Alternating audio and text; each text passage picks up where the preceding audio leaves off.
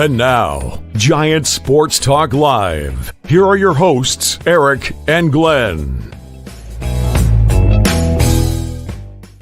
All right, good evening, everybody. Welcome to Playoff Sports Talk Live. Big games today. We'll do the last one first. Padres beat the Dodgers 6-5. Hopefully not a gamer will come into the chat here a little bit later. He is a friend of the show. He went to the game today. Would love to hear what he has to say about the atmosphere at Petco Park. And before we get any further, Alive Insurance. Happy birthday, my friend. Happy birthday, buddy. Anyways, how about that, guys? Woo-hoo, boy. Unbelievable. I mean, San Diego just came out swinging. Kind of saw that with Walker Buehler. It was pretty much one big inning. After that, it was they kind of put the kibosh on that. But holy crap, man. I got a little bit concerned. I didn't expect King to give up 5 in one or actually 4 in one inning. Got a little bit nerve-wracking there.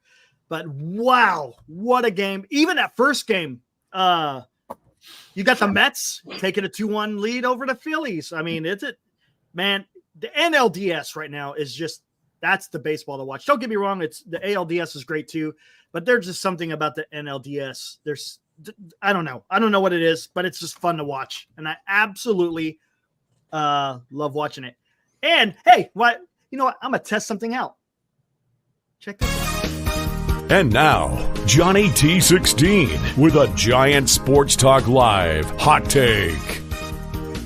Not really a hot take, but it gave me an excuse to use it. There you go, Johnny. Michael King, WTF. Eric's a little boy with a new toy tonight. It's funny. We got a few of those tucked away now. Yeah, the Fraudgers, Daniel, that's tough to say. The Fraudgers. And now, happy birthday to you. Now, Lou. Now. But yeah. Grand. Wow. We got them all, don't we? And how about Fernando Tatis Jr.? Oh my gosh, dude. That blast that he hit, to the left field. You knew as soon as he got it, it was gone. And he just stood there, admired it. Beautiful. Beautiful. And you know what? Hey, how about this, guys? The one drawback about Luis Arias has been one thing, his defense. But I tell you what, he's playing a Gold Glove defense at freaking first base. That guy's been picking it. I was new like, position.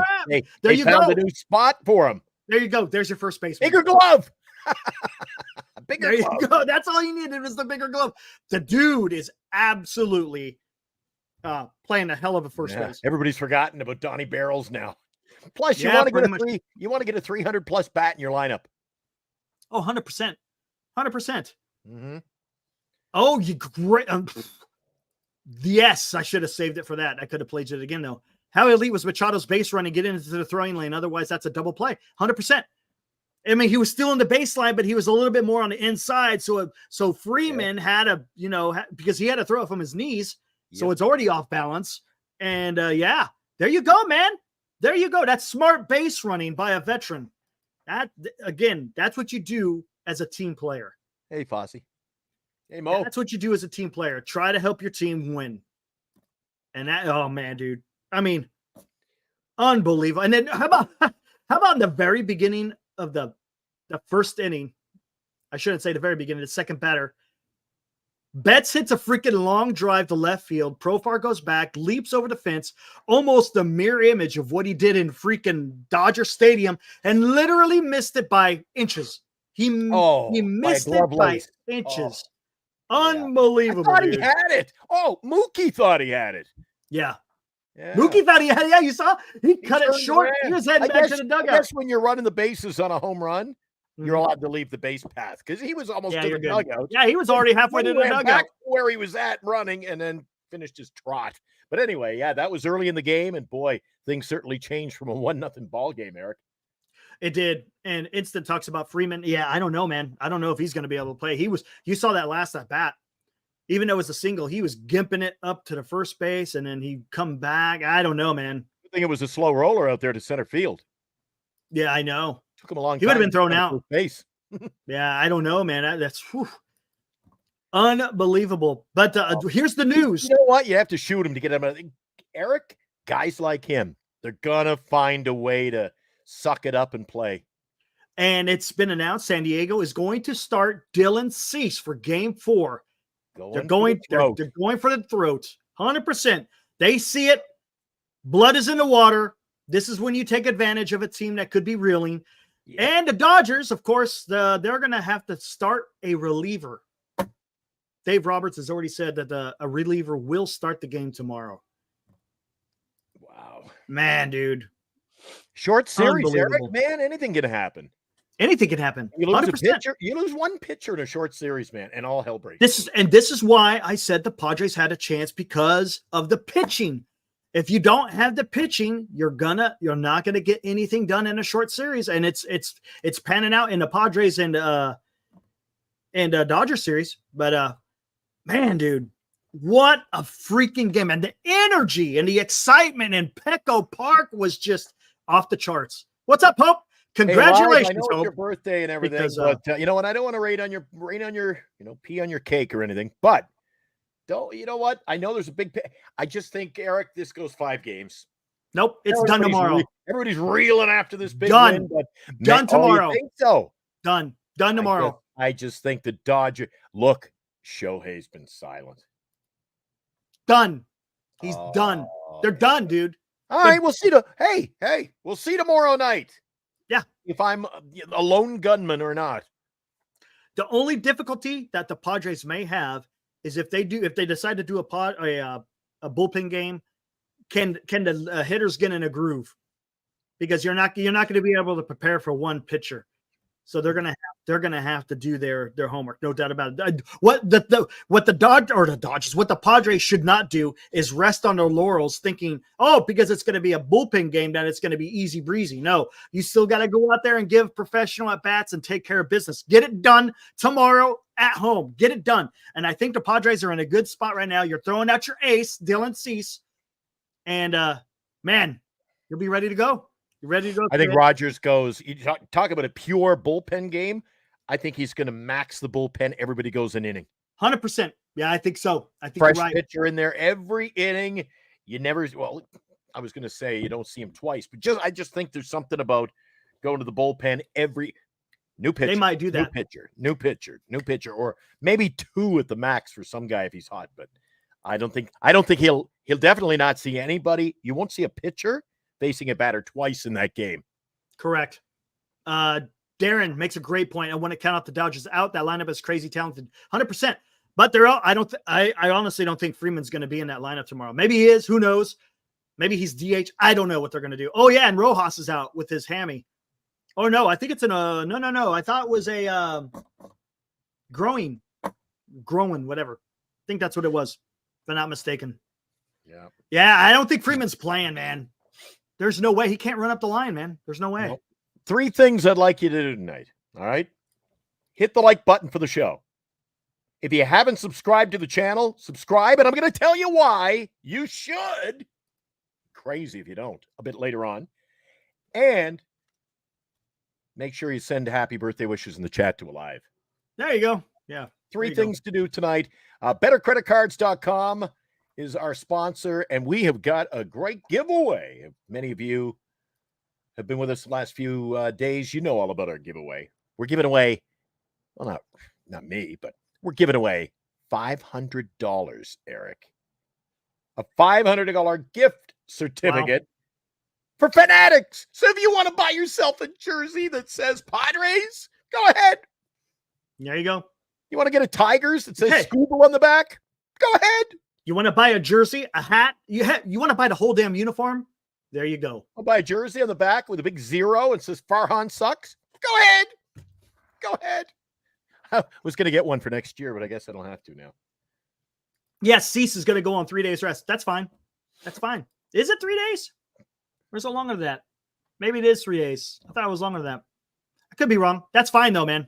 Hey, Cease, I'm not worried about it. I thought he went Saturday. Didn't he go in the big he went Saturday? He went yeah, Saturday was the game 1, right? Jesus, so much baseball. I can't keep track of what day's what, Eric. 3 days rest. Correct. No, today's Monday, right? No, today's Tuesday. Tuesday. Yep. In a little while, it's going to be Wednesday here. So, LD, I remember when the Giants were hurting for starting pitching and Sean Manaea was just a relief pitcher. Yeah. We're going to get into that one, LD. There's no doubt about that. 100% we're getting into that one. So Shit. Eric, just remember what happened. Dylan Cease Saturday, 3 1/3 innings. 6 hits, 5 runs, 5 earned. Struck Right. How many did he throw? How many pitches did he throw? Don't know. Sorry. Probably around 7. He's going to be fine. Get a little anxious. He's going to be fine. Eric. Put me on the I spot. can't wait, dude. I think I think nobody's left the ballpark, and Eric's like, can't wait. dude, I can't wait, dude. Play a doubleheader. Dude, tomorrow. Yeah, let's play 2. Let's play 2. Dude, I can't wait for tomorrow. Tomorrow, Mets may advance. Tomorrow, Padres may advance. God. Oh, there you go. So, you know what? Every freaking year, Eric, you get in, you win. Oh, here's another thing. Can we get into this too? Guys, what the freak is the Dodgers doing? Are you trying to give more billboard material for freaking the Padres? Did you hear what freaking Dave Roberts said? He sends this film to MLB saying, oh, Manny Machado is a meanie. Get the hell out of here, dude. I didn't like the intent. Get out of here, dude. Eric, Get out of here. I know. And did you see what Schilt? I think it was the heightened circumstance. It was a freak play, Eric. Dude. I tossed you the ball. It went boom, boom, boom, boom, boom. Oh, yeah, go. You know why it went boom? Because it hit the freaking cement right in front of the damn thing. Yes. Get out, dude. And he didn't know for about 7 seconds after. Get out of here. Oh, yeah, I know. God, he didn't even know. He didn't even know what was going on until Teoscar said something. Get out of here. Dude, I'm telling you right now, all you're doing is you're just giving more ammunition for the Dodgers to go out there and just absolutely whoop your ass. And Schilt responded. Schilt is a leader. The guy knows what to do, right? As a manager, he again, in-game strategy, he's doing great, but it's about the leading of men. And he's doing a fantastic job. Hope Springs says with Schilt, they will bring in relievers the moment C starts struggling because we have a lot of that's true. I think he might do that. But look, I have all the confidence in Padres to get it done tomorrow. I do. Hey, you know the most commonly used phrase in this playoff year, Eric? Me in the parking lot. Yeah, what was it? Adames said that to Winker, and now Machado, when he was in LA, said the same thing. Yeah, seems to be a right side infielder quote. This is absolutely incredible what the Padres are doing. Jeez, I love it. You sound like you were there tonight, man. I think you were there. Dude, I was watching this game and I was stoked from the very beginning. I was like, man, let's go, man. I was ready. Especially after what the Mets did to the Phillies, and we'll get into that here a little bit later. Would you think of the crowd on their feet for every pitch down the stretch? Nobody sitting down. City Field was on fire. Did you see Grimace get on the number 7 train? Grimace. He got on the number 7 train going absolutely bananas. That was pretty damn funny. As a matter of fact, hold on. You want? How about them Mets, man? The Phillies. Look at all these teams. I know, dude. What did I tell you last week? The teams that sit and wait come in, and they don't know whether to cry or wind their watch. They're just like, geez, they're down in this series. Now you got the Phillies can go out. The Dodgers can go out. Tomorrow's a big game for the Royals. Let's see what they do. Who's going for the Royals tomorrow? Okay, here we go. I got to check that the Royals and not done with Padres and Dodgers yet, but this was absolutely freaking hilarious. Of course, it's on the McDonald's Twitter.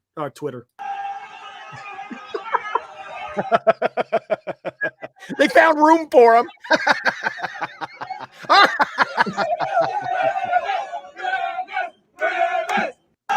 Oh man, dude. Only in New York. Only in New York, dude. That's freaking hilarious. Though. When I saw that earlier, I thought that is great. Love it. LA Grimace would get beaten up, wouldn't he? He'd be squished like a I know, right? Oh my god, dude. This is gonna be awesome. And the fans were pretty cool, calm, clean tonight. You didn't see the shenanigans you do up in LA, did you? No, my gosh, dude. It's both. Both Citi Field and Petco Park were absolutely incredible. Absolutely incredible. I'll be happy if either. And you know what? I'm happy that the Mets are doing it. I said I'm rooting for the Mets, but I thought the Phillies were going to do it. But the Phillies, dude, what's going on with them? Yeah. Is it the layoff? All right. Here Tomorrow on home soil, you've got Quintana going again. He's 2-1 in the postseason. Had not a great year, but he's 2-1 up against Suarez, who's 1-2, was 12-8 during the year. I mentioned earlier, Cobb was supposed to pitch for Cleveland. He was supposed to pitch. Then this afternoon, I look, he's gone. Are you serious? But then he's back. So it's Cobb for Cleveland. Detroit still undecided. A no-show. They might go with the bullpen game, and they haven't announced who'll start. For Kansas City, it's going to be Lugo. So you've got Seth Lugo up against Clark Schmidt, who was only 5-5. Lugo was 16-9. Eric, I smell a KC win. Dude, I know. I'm telling you. And then tomorrow night, Dodgers, San Diego, cease. Dude, I picked the Yankees. Again, it's another team. I picked the Yankees to win, but I said if Kansas City can neutralize those bats, and really you ain't having to do nothing because Judge ain't doing a damn thing. He's doing not a damn thing in the postseason. I've been seeing so many memes about Judge and how he's doing in the postseason. It's pretty bad. But he's going to have to do something. If the Yankees are going to go further, Judge has to step up in this game 3. Has to. Do any of you guys watch the Phillies game today? I did. Bryce Harper looks like his head's like the back of a camel. You ever notice his hat sits way the heck up here somewhere? Yeah, I think it's because of that bandana that he wears. Yeah. His head looks like a giant peanut. It really does. I'm running off the field. I'm like, it's God. It's because of that headband. His hat rides high. Cool. But man, dude, whew, it's going to be interesting. Hey, the Polar Bear's having a great postseason after all. He is. I don't want Alonso. I don't want Alonso. All I say is he's having a great postseason. And look, I don't want Alonso. All I said was, Eric, come on, calm down. All I said was he's having a great postseason. I don't want Alonso. Stop. Yeah, PMG, 6'8" with that bandana hat. No, Dilly, no, Dilly, no, dude, no, Alonso, stop. Do I have to do this all over again? Real quick. What's up, Robert? All right, Eric. Little league teammate, my little league teammate, Bubik, is pitching for Kansas City. Yeah. All right. You got Dr. Dilly gets you. No. Dr. Dilly gets you fired. No. So answer Brent. Why not Alonso? It's why not Alonso? We got all caps going. There we go. Oh, why? Because I'm tired of guys who bat 220, hit 30 home runs. I'm tired of it. And they strike out 160 times. I'm tired of it. How about we get a guy who could bat 290, hit you 25 to 30 home runs, get on base quite often? Please. Jesus, can Eric, we get a there's only professional about 7 hitter of them in the whole league. For once?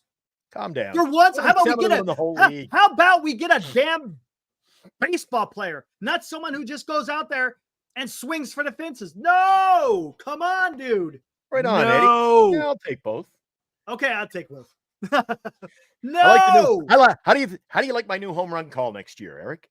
Let's hear it. Fly ball, right field. It could go. It will go. Gone. Going one. Okay, I like it. It's going. Going one. Right into McCovey Cove.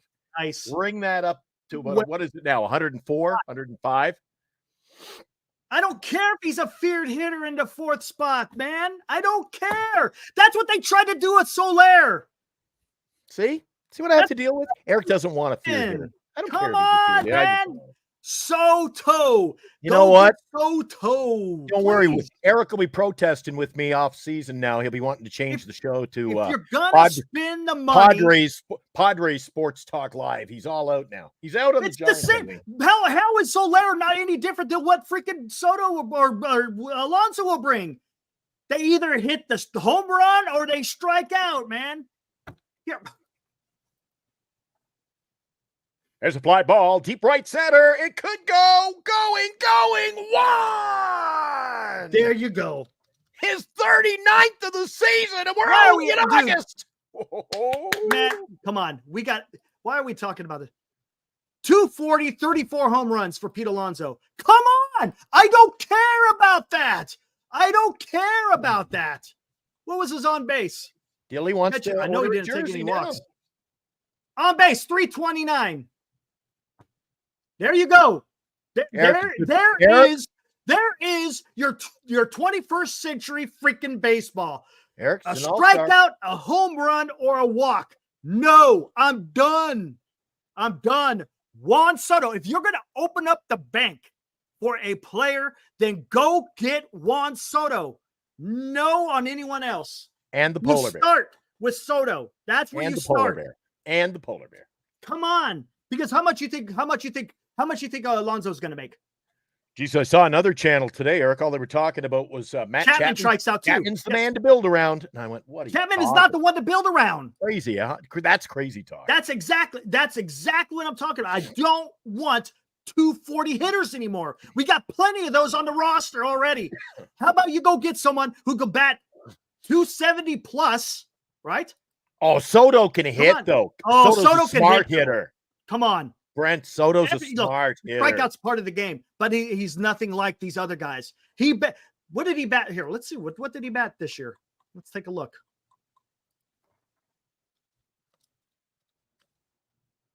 Oh, Jesus Christ. Dilly. Juan Soto. Peter Patter is what my heart does when I see Pete hit a home run. What? Here we go. Show's getting emotional. Here we go. This year, Juan Soto, regular season, batted 288, a 419 on base average. Oh, my God. 419 on base. Yeah, but come on. I know you want Soto. Hey, listen to this. 3 years, $225 million? Imagine this shit. You know how many times he walked? Take a guess how many times he walked. 129 times. Juan Soto walked 129 times. You know how many times he struck out? 119. 73. 119. He walked more than he struck out. What is wrong with that, guys? Come on, man. And I'm sorry to be the bearer of bad news, guys. And I don't. Come on, do it, guys. Hey, 3 years ain't getting it done. You got to add on another decade. 3 years. He ain't signing a 3-year deal, Eric. No. Oh, dude, just do 12 years, 50 million each. 3 years, 225. No, who cares, man? Nope. I'm telling you, man. If you're gonna go get a guy, go get freaking Juan Soto, please. And listen, we've got money. How many times do I have to say it in this channel that we got the money? And don't talk to me. Well, Glenn said, you look at the money. Glenn said, oh my God, we didn't overpay. They got the money. Overpaying or not overpaying. If you want the player, go get him. Give him the blank. Hey.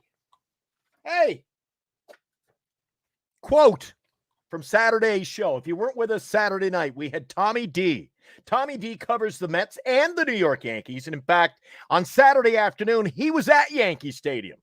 So he knows all too well about what Juan Soto can do. Correct, Eric? Correct. And what did he say? What did he say the contract should look like? He said it should look like this. Oh, yeah, blank check. What the hell do you want, Juan? And then he almost fell out of his chair when Eric told him the story about just rent the helicopter. Buy him. I said, give him the helicopter. Fly him around. Give him. I don't give a shit. That's a great line. Soto walks too much. Look at this. What did he say? He walks too much? Come on, guys. Did somebody say he walks too much? No, they're joking. It's joking. Oh. Look at this. Come on, man. Are you serious? If you're going to spend money, why not go get Juan Soto? It doesn't make sense, guys. Please, someone. Hey, why? and look at Why that. Why would you get Pete Alonso when you have Juan Soto? Eric, there's one key line in that just stands out glaringly at me. Not only can the guy pop bombs, and he will in Oracle Park. Don't you kid yourself. Look at that last line, Eric. What, the OPS plus? Title. A guy who can pop the bomb, and he won a batting title. He can hit. That's why he's going to get we could drop the $55 million. Yeah, we'll drop the link here in a bit, Dilly. Absolutely. Are you going to hang around for a while? If not, we'll send it over. Come on, dude. Why is Soto hitting that good? Because he hits ahead of... No, dude. He did the same... Oh, come on. Dude, you're going to make me do this. You're going to make me do this. I'm going to go back and check the film, Eric. You're going to make me do this. I don't remember 2018 for Alonso. In Washington, he batted .292. 22 home runs, 70 RBIs. Yeah, kid's good. 406 on base. 2020. 51. Or 2019. Batted .282. Had 34 home runs, 110 RBIs. 401 on base. 2020. Batted .351. 13 home runs. Right? Yeah. Again, because that's 60 games. So 2021. Batted .313. 465 on base. Walked 145 times. Had 29 home runs. He did that while he's in Washington.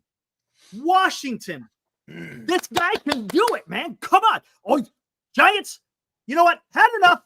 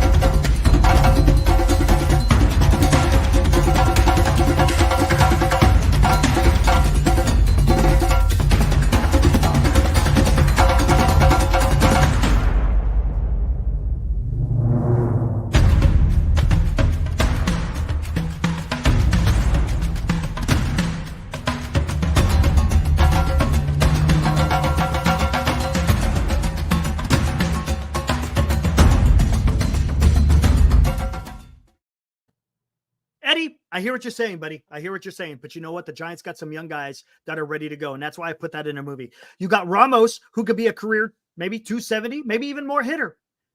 Ramos has shown that he's got something. Fitzgerald has shown that he's got something. He finished the year with a 280. Bryce Eldridge has the potential of being a superstar, right? Jung-Hoo Lee is going to come back, and he's probably going to be able to produce. I'm telling you guys, come on. And you know what I don't like about that statement from Eddie F?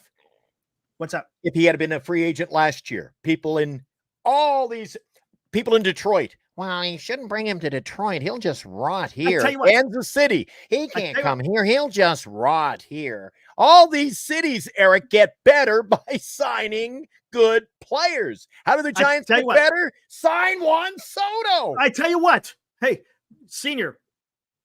I'll tell you what, though. He says, grew up in the Dominican.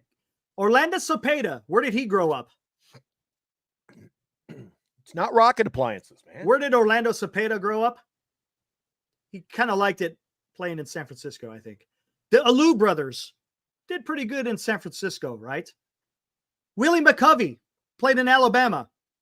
Did pretty good while he in San Francisco, right? It's not exactly cold in Alabama. Eric. Juan Marichal, now $55 million a year. $55 million a year. I can wear a parka. You're still pitching in San Francisco. I'm not gonna buy the weather. I think it's more about the ballpark. But I'll tell you one thing. There's one thing that Soto doesn't have an issue with, and he does not have an issue hitting in Oracle Park. Bryce Harper had issues hitting in Oracle Park, right? Ohtani doesn't have issues hitting in Oracle Park, but we were never getting him because I think he wanted to go to LA anyways. I'm just saying, you pay the guy, you got these young guys around him, you go out there and trade for a Bo Bichette, you go out there and you sign Max Fried. Let's go. Hey, there we go. Not a gamer. Dude, you want to come in? Are you good? No, dude, you're not late. It's all good. I'll throw the link out there. Let me go grab a soda. This should be good. Oh, dude, I can't wait. I'll throw the link out there for you. Dude, I'm telling you guys, if you're calling for Pete Alonso, then you got to aim higher. You got to aim higher. You got to aim higher. Juan Soto is the guy. Go out and get it done. Because guess what? What are you guys telling me? Okay, that's cool. Not a gamer. Just let us know when you're home, and then we'll throw out the link again. Tell me this, guys. You better be scared. You better be scared of the San Diego Padres, man. The San Francisco Giants have better be looking at who their competition is here in the National League West. You got two excellent teams ahead of the Giants. Both the Dodgers and the Padres are light years ahead of the Giants at this particular time. Arizona Diamondbacks are well ahead of the San Francisco Giants. So if you're going to do something, if you're going to turn this around, hey, you just want to do it through the draft and do it by the margins like Farhan did? Well, guess what? It's going to be a while, guys. And with that, let me bring in Dilly. What's up, Dilly? How's it going? It's going, man. Hell of a game, huh? Yeah, I caught bits and pieces of it. I got to watch the Grand Slam, unfortunately. So I know, that was dude, like that was right. I sat down and they were up 6-1, and I was like, "Oh, okay. Well, this is cool." They got King against Buehler. I think King's better than Buehler right now. Yes. And so I was feeling pretty good, and then I saw our boy hit one over the fence, and I was like, "Oh, well, that's interesting." Yeah, I know. Dylan dude. was there? No, he No, watched. no. Just watching on the TV. Oh, you got me. I said, Yeah. "Geez, wait a sec. Was he there?" Not a gamer will be on in 30 minutes. He's on his way home. Okay. How about tell me, what'd you think, Dilly? I think the momentum is definitely, of course. I mean, it's it's crazy. I mean, it looks like and what do you think of Cease going tomorrow? You think he gets it done? Yeah, I think so. I think I hope worst case scenario, maybe he's like a 5-inning outing type deal, kind of like a Snell start. Because I think that's kind of how he profiles. But if he can do that, I think they've got plenty enough bats to keep him in the game. Because who's pitching for the Dodgers? I can't remember. Bullpen game tomorrow.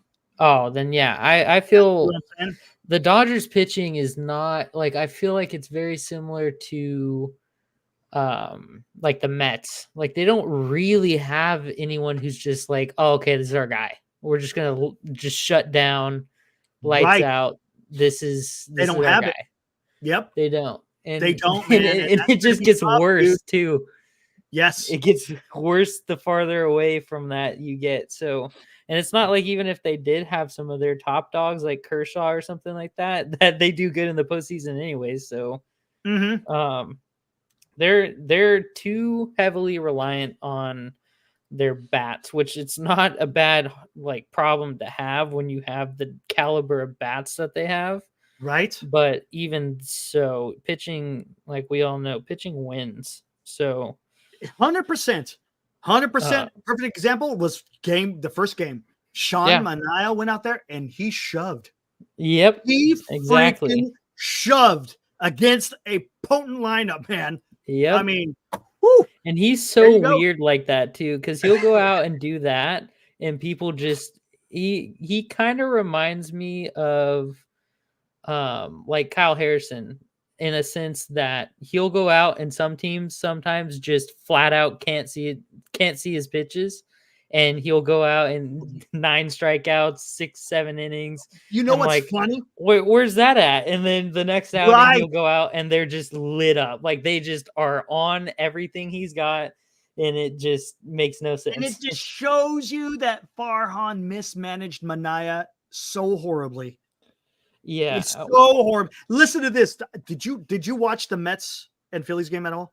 I did not, unfortunately. Okay. So towards the end of Manaea's night, Tom Verducci was talking about his recent history. He's talking about how when he got to the playoffs with San Diego and he faced the Phillies, he gave up like 5 runs in like an inning of a third or something. Then he goes on to say in that offseason, he decides to go to Driveline, right? Talking about his mechanics, became an excellent pitcher. Then Verducci totally bypasses the time he had in San Francisco. Didn't even mention when he was in San Francisco and go straight to what he's doing this year with the Mets. He totally ignored anything that the Giants had anything to do with Sean Manaea. And I was like, funny. Oh, so he went from the postseason of 2022 straight to the postseason of 2024. Yeah, no, he's bitter for being relegated to the bullpen. And I mean, I understand that. Like Farhan, he wrote that article at the end of last season talking about how the Farhanian type of baseball is just not what he likes. Yeah. He doesn't. So he totally ignored the Giants or his time with the Giants. I'm happy that it's like kind of trickled out that it sounds like Farhan was micromanaging a lot. And I think a lot of the times that comes from like fear of being replaced type of deal. Like if you're micromanaging, that's like a very big symptom of feeling like, oh man, you know what? The ship is sinking and I don't have enough fingers to plug the holes. So it's like, I need to do something. Great observation, because when you're leading out of a foundation of fear rather than confidence, yes, you're done. You're, as you said, you're sunk. You're absolutely sunk. When you're managing out of fear rather than confidence, you're done. Cash it in. Yeah. Guys, two things that you notice about the LA Dodgers and the San Diego Padres when you're watching this series. You know the lineup every night. Yeah. Oh, yeah. For the most part, management, nickel and diamond, and playing a righty lefty and who's hot, who's not. None of that crap. Did you see what Schilt did? They're playing their best. Did you see what Schilt did?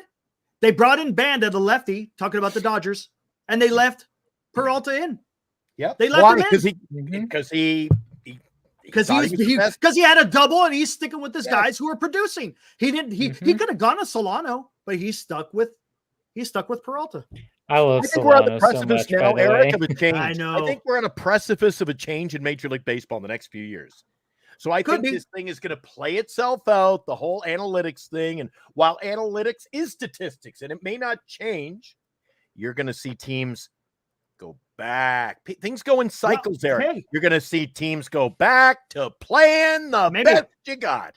And you know what? Maybe that's why the Reds hired Francona. Oh, he won't screw around with that. He's more of an old school guy, right?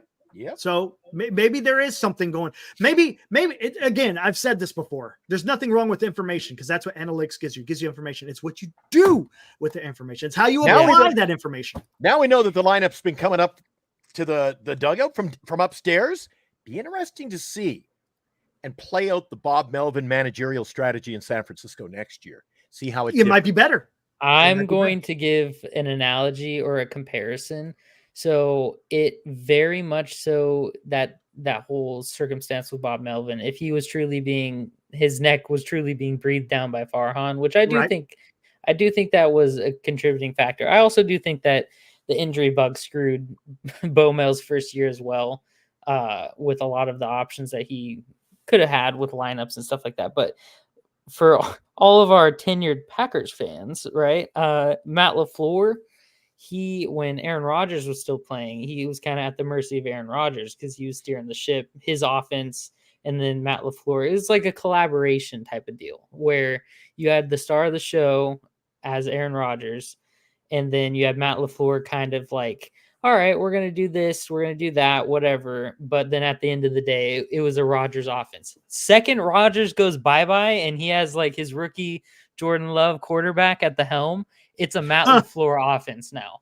So, and consequently, it's been quite successful. So I'm hoping that it was a Farhan is the Aaron Rodgers type of deal, and Gotcha. Bomel is the Matt LaFleur. So now Bomel gets the chains released from him, and he's able to kind of run it the way he wants to run it. I tell you what, though, and I just was thinking about this. Was anyone breathing down his neck talking about Melvin when he was in San Diego? I think so. Was Preller really that involved? Maybe. I think Preller I don't think they had a good relationship at all. Correct. There's a lot of animosity between them. So I think he probably was breathing down his neck pretty good. And then also he was having to deal with like the Josh Hader stuff and like having dudes in the clubhouse like just say, yeah, it just I feel there's like issues in the clubhouse.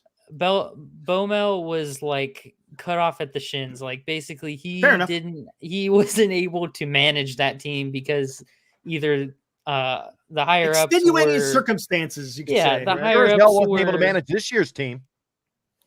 Yeah, I think he and Posey will be much closer to being on the same page, just solely off the fact if you wanted to go and say they were both catchers. Yeah, that's good. And then not to mention just everything else that contributes to that. So I think their working relationship will be significantly better.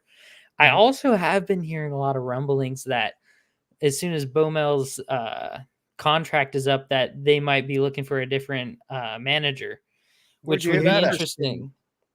Just rumblings around, just like they were saying, because Posey wasn't giving like a definitive like, hey, yeah, no, we're going to keep Bomel around for a while. He was kind of beating around the bush. Kind of just saying he's sticking around for a year type of thing. Yeah, exactly. It's like, basically, we're going to take it one day at a time, that type of deal. Not a very confident, like, when your contract is up, we'd like to bring you back. Or, like, we'd like to work out a longer-term deal, so on and so forth. It was kind of like we'll get to that when we get there. We're not worried about that right now. We want to win type of deal. Like a very PC, like public relations. Gotcha. Makes sense. Yeah, but I think there were more pressing things on that day, Eric. I would agree. I don't read too much into that stuff. And who knows? Plus, I don't think they'll have that much of a relationship to begin with, Eric. I think Buster Posey and the whole front office are going to say, Bob, manage the team. You know what may happen too? Hey, there's no guarantee once we get into the off season that they decide to move off Melvin. There's no guarantee, right?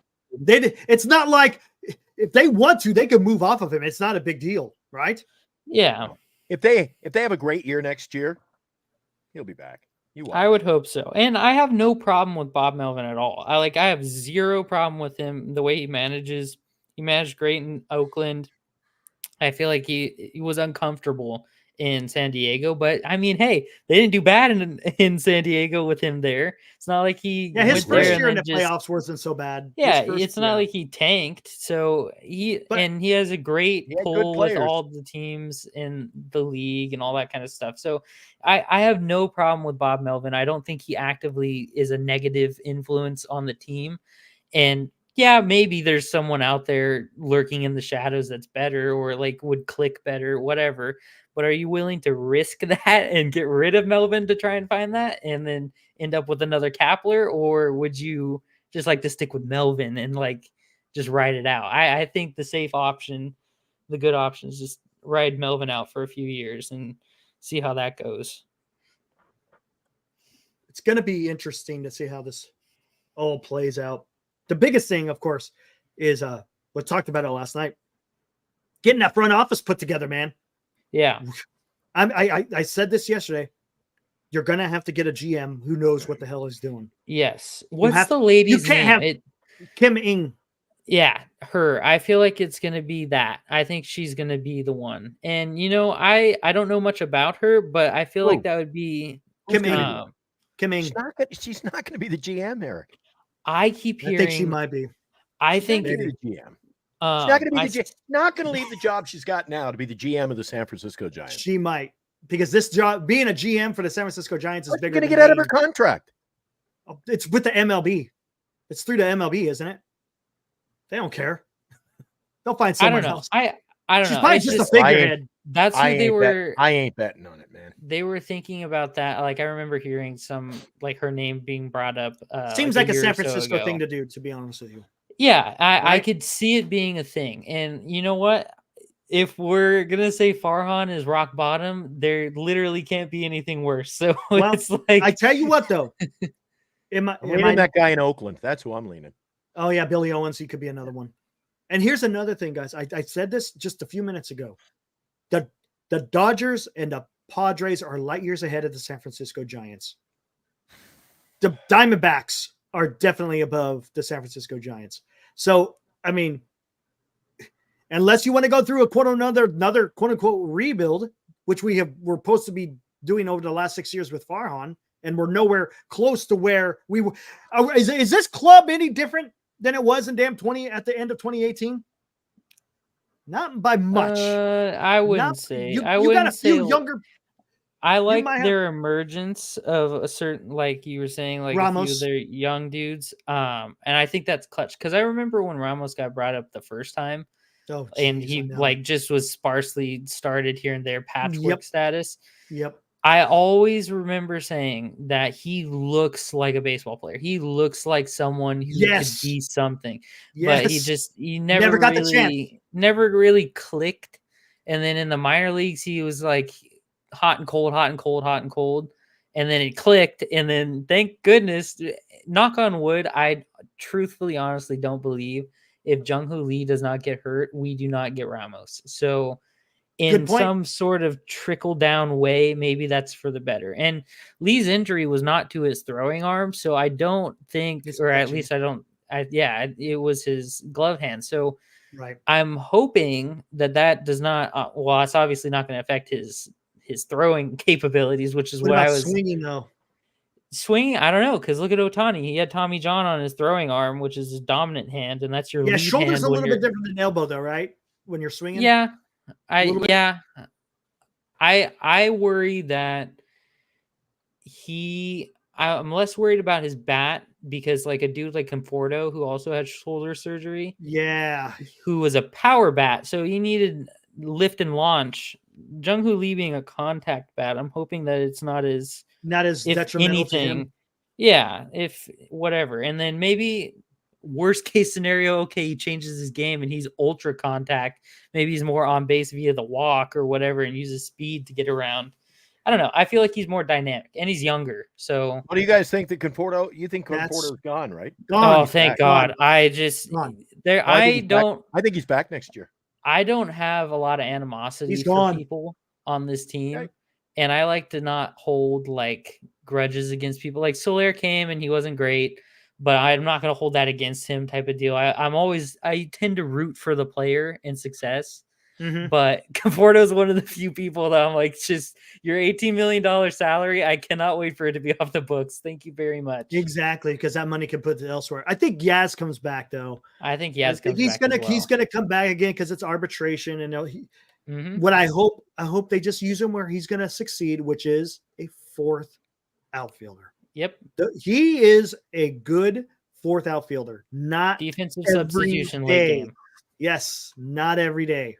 I don't want to fight with you guys, but this is the same crap we're going to go into next year with. You guys don't. Well, they probably get rid of Yaz. What are we doing here? No, it's okay. Fourth outfielder, he's fine. Fourth outfielder. Eric. There's no need to bring back 3 or 4 of our outfielders from this year. Yaz got to go. Conforto's gone. Get rid of Conforto's gone. Get rid of Lamont. Okay, fine. And get rid of figure out what to do with Wilmer. Yaz is going to be your fourth outfielder. He's a fantastic fourth outfielder. He is. That's where he would succeed. He will be a good fourth outfielder. I don't want good. I want better. And then after that year, then they'll move on from him because he's got one more year of arbitration. Yep. All right. And then you let. I don't want to move on from him. I don't want him back.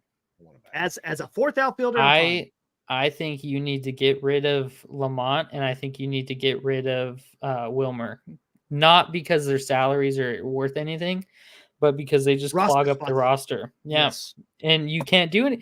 Wilmer is effectively useless on this team now. He was great for this team. He was great for this team a couple years ago, but he's effectively useless because he can't play third because Chapman's locked it down. You can't play second because he's too, like, his range is miserable. He can't. What are you going to put him at first when Eldridge comes up? No. Yeah, that ain't happening. You're gonna. Yeah, you ain't platooning him. If you sign a Goldschmidt, which everyone's talking about, so Eldridge is coming up next year. Absolutely, I think he is. Absolutely. I think they're going to give him the Ramos treatment, and he's going to come up within the first 2 or 3 or like 1 or 2 months. Do you think somebody's going to get hurt then?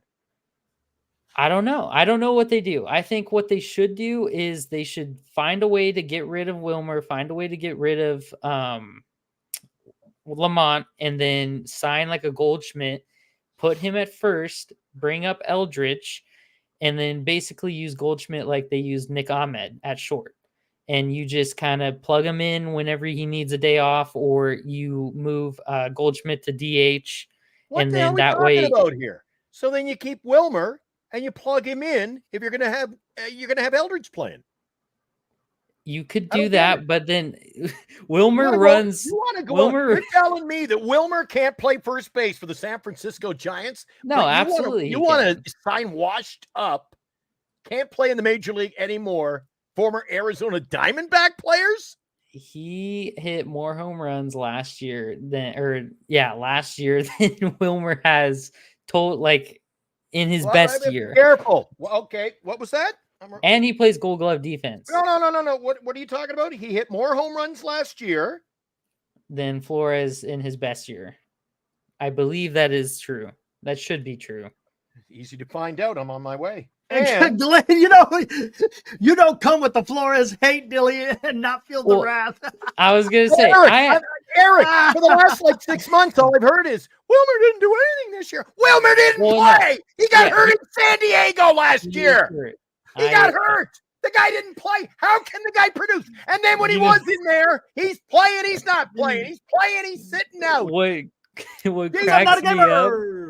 What cracks me up is the absolute heartthrob for Flores, but just the animosity for Yaz.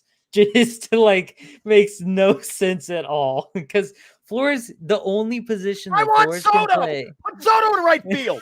Yeah, that's where Soto's going. Yeah, that's fine. That's fine. 100%. Eric, are you okay with getting Yaz put Soto out there every day? Yaz will play left. Yes. Are you okay with that? Yaz will be a fourth outfielder. If the Giants announced tomorrow, we were going to sign Soto. It was really close, but we decided to keep Yaz. No. What would you say then, Eric? They're not going to look. Yaz is not going to be the reason why they don't sign Soto. That's not happening. 100%. Well, don't bring him back. Anyway, you could be a fourth out. You need a fourth outfielder. Who else are you going to sign as a fourth outfielder? You get a veteran. It's always a veteran for a fourth outfielder. You don't have a young guy sitting on the bench the entire game and then come in. Yaz is the prototypical fourth outfielder. Yeah, you watch next year by July, they'll be playing him every day again. Go ahead. That's the issue. No, I don't think so because Farhan's not here. Farhan's not here no more. He's gone. I think that do not get me wrong, Flores, I love him to death. I think he's great. And I've loved watching him play, and I loved when he was the best offensive piece on our team. That says a lot considering the fact that he was our best offensive piece on our team for a couple years. And that's not a good statement to say out loud. But do not get me wrong. I am very thankful senior, one more year arbitration for him being here. I think it was great. But as of right now, where the team stands, he is a redundancy who is slow and only has one position essentially that he can provide you with confidence. Because like I said, he's not playing third anymore. And even when he did, it's not like his range was great. He cannot run the bases for anything. He is a singles machine because of how slow he is. And the first to third, second to home, that does not happen, which means he's not scoring runs like crazy, like Chapman, who can go first to third, second to home, all this kind of stuff. He's very, not good on the base path. in addition to he's playing only first base. That's his only good defensive position. Now, if you want to slap him at DH, now you have Wilmer Flores as your DH. That's not great either. I'd prefer a Paul Goldschmidt or a Bryce Eldridge at DH type of deal. If you wanted to, I like the Goldschmidt Eldridge one to like wean Eldridge into that. I see what you're saying. I think with Eldridge being, and also Goldschmidt provides like the Crawford in veteran presence. St. Louis. Yeah, the St. Louis Crawford vibe going on. You sign him to a 1-year deal. It's not a big deal. It's not going to cost you anything because no one's going to, he's going to be looking at teams that are going to do the same thing. They're going to sign him 1 year and opt out in the second, whatever. I don't think we need to do that. I think just a 1-year deal, get him come over, play on a young team, a fairly young team, and coach up Eldritch a little bit, who will be like, you got a Gold Glove in Goldschmidt. That's not waned. That's not like he's been bad defensively. It's just the bat. The bat's kind of gone out. And I think Eldritch, I think Eldritch with him being coming up, being 6'7", he needs all the defensive tips and tricks he can get. That is true with that. So I have just dissected the statistics. Analog or like on here we go. Paul Goldschmidt.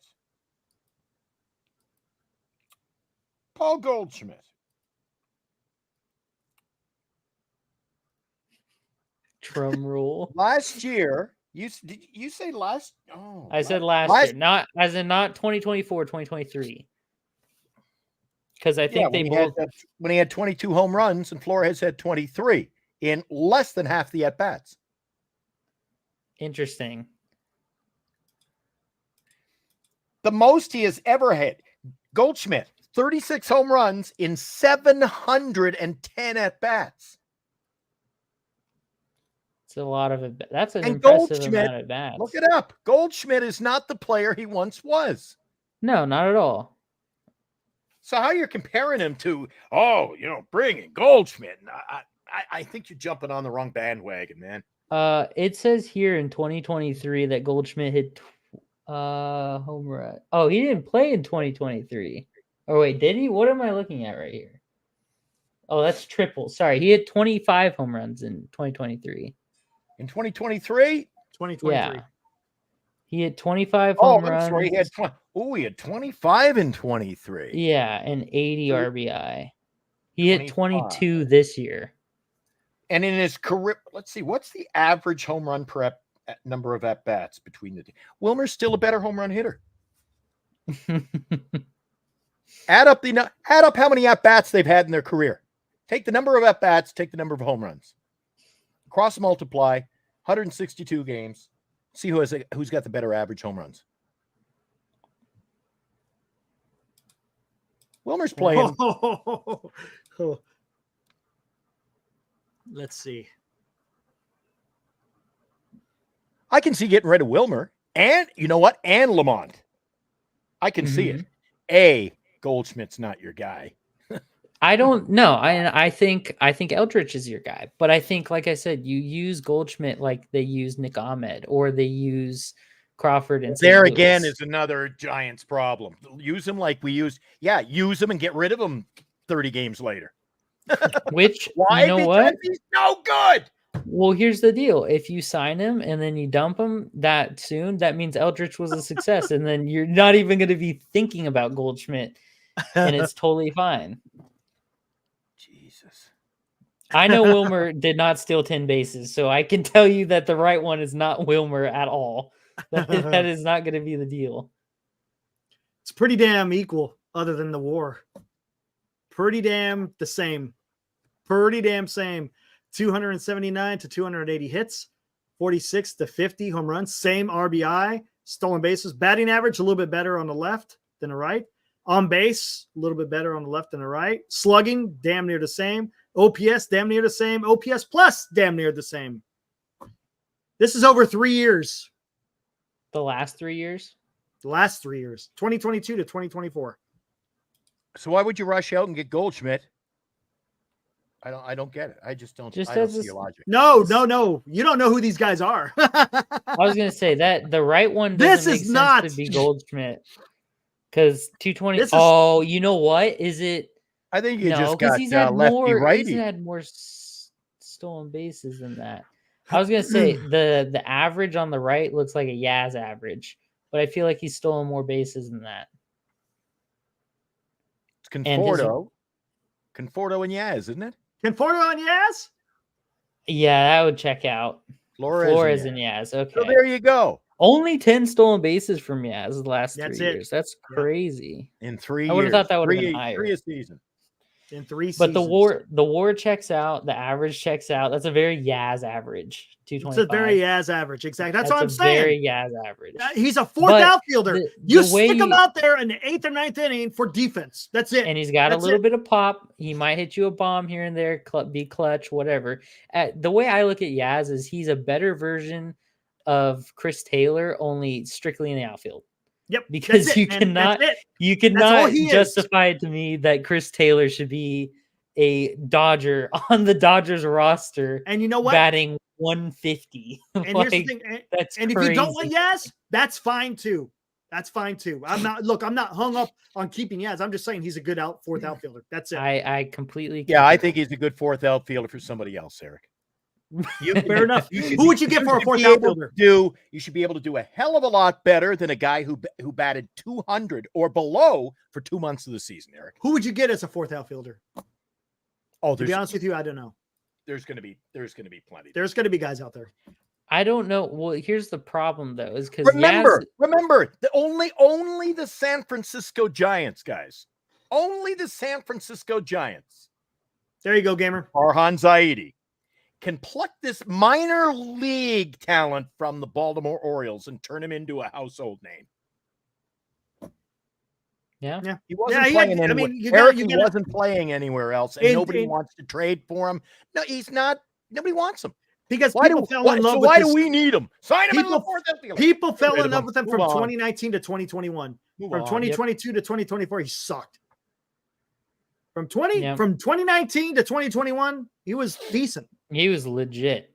Yeah, he was Um, okay. In You the remember in COVID our season, fantasy he league, was Eric? legit. Remember in our fantasy league tonight, I dealt and I wanted to make a trade, and to make the trade, I had to get Yaz in that trade to make it happen. Yeah, Didn't yeah. want him. And you guys hysterically, you laughed at me. Yep, we You did. laughed. And then people put me down. Meanwhile, you went, wait a second. 3.5 minutes later, Eric goes, holy crap, he already waived him. So I did that. So why That were was you guys laughing hilarious. so I remember hysterically for that. me trading to get Yaz when he's such a great player to have coming off the bench? Let me see. In fantasy, it makes no sense to have. Man, him. you fantasy, you don't give a shit about a fourth you don't- outfielder. yeah, You don't give a shit about. you not You don't pick give a up- shit about fourth outfielders. Anyway, in I don't want to fantasy. talk about Yaz anymore. You obviously don't know what you can't bring it. Okay, well let's go to shortstop. So This was like a should be question- good. Here we go. 'cause I had a question about this the other day, and I didn't end up asking it. So Kim or Bichette? I like Bichette. Bichette. I Kim, think I like Bichette as well. Yeah, and see? I think The I've dude's a kind career of, 290 hitter. yeah, When I've kind do of, we ask not a gamer about Kim? yeah, I Oh kind yeah, hold of, on. We'll bring him up here a bit. Dilly's all over. You have a Dilly. Do you have a girlfriend named Kim? I don't know. I do not. Kim Ing and Kim at shortstop, and I just think like it's just I a like thing. the chemistry that he would bring with Jung Hoo, and I like the relationship with Bob The Melvin. relationship. I like the defense so much because then your left side of the infield is like so he can field the you- ball. He can field the ball and flip it over to and the second base yeah, and throw it to I was first. gonna say he'll just shuffle pass it over to Chapman. And he'll gun him down at first. Nobody's No, nobody's but- going to sign him. I Nobody. think he switched his agent to Boris, so it's like he's did. looking to get a deal. No, I don't know. Someone will get him. He's Someone a will gold pay glove. for him. again, Someone's He's gonna a pay for gold him. glove I caliber didn't middle go to old infielder. material every night, Eric. But if we sign Kim this offseason, Eric, Get prepared to be disappointed. I'm sure. then I'm just going like 2020. I was gonna say you better keep that. Well, he's close going because under that's- the knife, right? He's going under the knife, He's so he's out. not Yeah. playing at all. We won't see him for a year and a half. We won't see him till at least 26. And I'm Well, contemplating we won't see him at all. we I will say see Bo Bichette. because they were saying that since it's not like a full on like tear of his labrum, like it's not like the full, he didn't come out of the game holding his arm just like Right, I see what you're dangling, saying. whatever. It might not be as intense. Not saying that I am confident that he'll play next year. I just don't think that the recovery time will be quite as significant as if he were to have like acutely injured it, if that makes sense. Well, Dylan, But we'll find out more when we go right to the head of the class in just a sec. Hey, thanks for coming in, buddy. Yeah, for sure. Okay, got to move on. Hey. We've got, I don't want to waste any time. We got not a gamer here. He's been just sitting for a couple of minutes. I don't want to lose him here. Yo. So, What's you up, heard man? all the Kim talk. Hi. First of all, what the hell happened tonight, buddy? The second inning. It was the second inning that really set it off. 6 runs at the bottom of the second. It was a great atmosphere. I agree. It's good. It's a good game. Awesome. Did you have a rally towel? Yes, I have. Where's my rally towel? I got it right over here. Give me a second. I got my rally towel here. I got it right here. There you There go. it is. Yep. I saw it tonight hanging over the San Diego Nice. Padres and the LA Dodgers bullpens. Did you see them, Eric, during the game? No, I don't think I saw them. caught that. Yeah. Anyway, okay, so Eric and I were talking about early innings. We were talking about what were one of the things that stood out was Machado running the base. Did anyone in the stadium pick up the fact that he preserved that inning? You know what's funny is that a lot of people kind of joke on Manny about being like kind of a fat boy, big boy. He doesn't really run around the bases, but I think today when he was running hard at second and they misplayed the ball and he just took third, that kind of like it shows you that he knows when to kick it up to gear, kind of thing. Because I think he gets a lot of flack for that, barely running down first base and kind of that. No hustle, right? Yeah, no hustle. Yes, no hustle. Yeah, he gets that kind of flack, but I definitely see it when he knows he can hustle it out. He'll put it into gear. Yeah, guys, we're not just talking to not a gamer. He was there. Not just talking about the game. He was there. Where were you sitting, man? Cool. I was sitting. It's the Terrence level. It's 200s. It's in between the bleachers and the field level. So Okay. I was sitting on first base line. So I got a good view of the whole field and stuff like that. It was really awesome. Nice. Oh, so when Tatis got a hold of that one, everyone knew, right? Right. Oh, off the you know bat. what? I turned to my dad and I said, you know what? As long as they give him a chance. That's what I said. Same thing about Merrill yesterday. As long as they give him a chance, not into a double play, give him an at bat. So give Tatis a try. And you know what? He hits a 2-run home run to seal off the 6-run inning. Nice, man. Were you getting a little bit nervous when King kind of was not? The grand slam. The grand slam, the field, the stadium, quiet. It just quiet out, and everybody was kind of like in a series because when they scored those 6 runs, the whole stadium was going crazy, even including myself. But as soon as they hit the grand slam, it was just like, all right, we have like a ball game going 6-5. Nice, gosh, man. And the Petco was rocking on the coverage. Yep.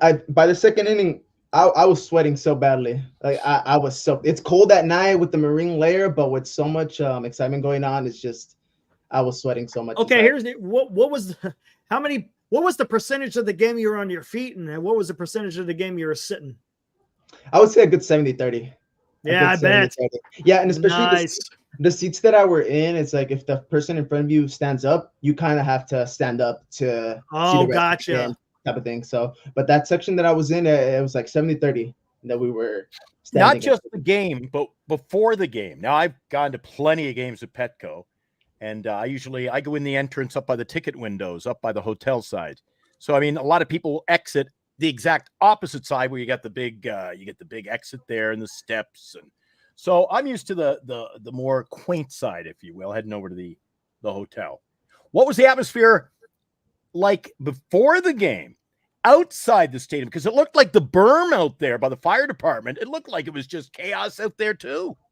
So I got there about 30 minutes before the game started. It was pretty packed. Everybody was trying to grab their food and drinks, but after the game, it just beat LA chants and stuff like that, just nonstop. And as I was making my way to the trolley, the public transit, there's a bunch of cars just honking, just the whole city just honking, just everybody really kind of enjoying the Okay, I atmosphere. tell you what. Have you heard the news? Dylan Cease is going tomorrow. Yeah, I'm actually really surprised they're gonna put him on short rest.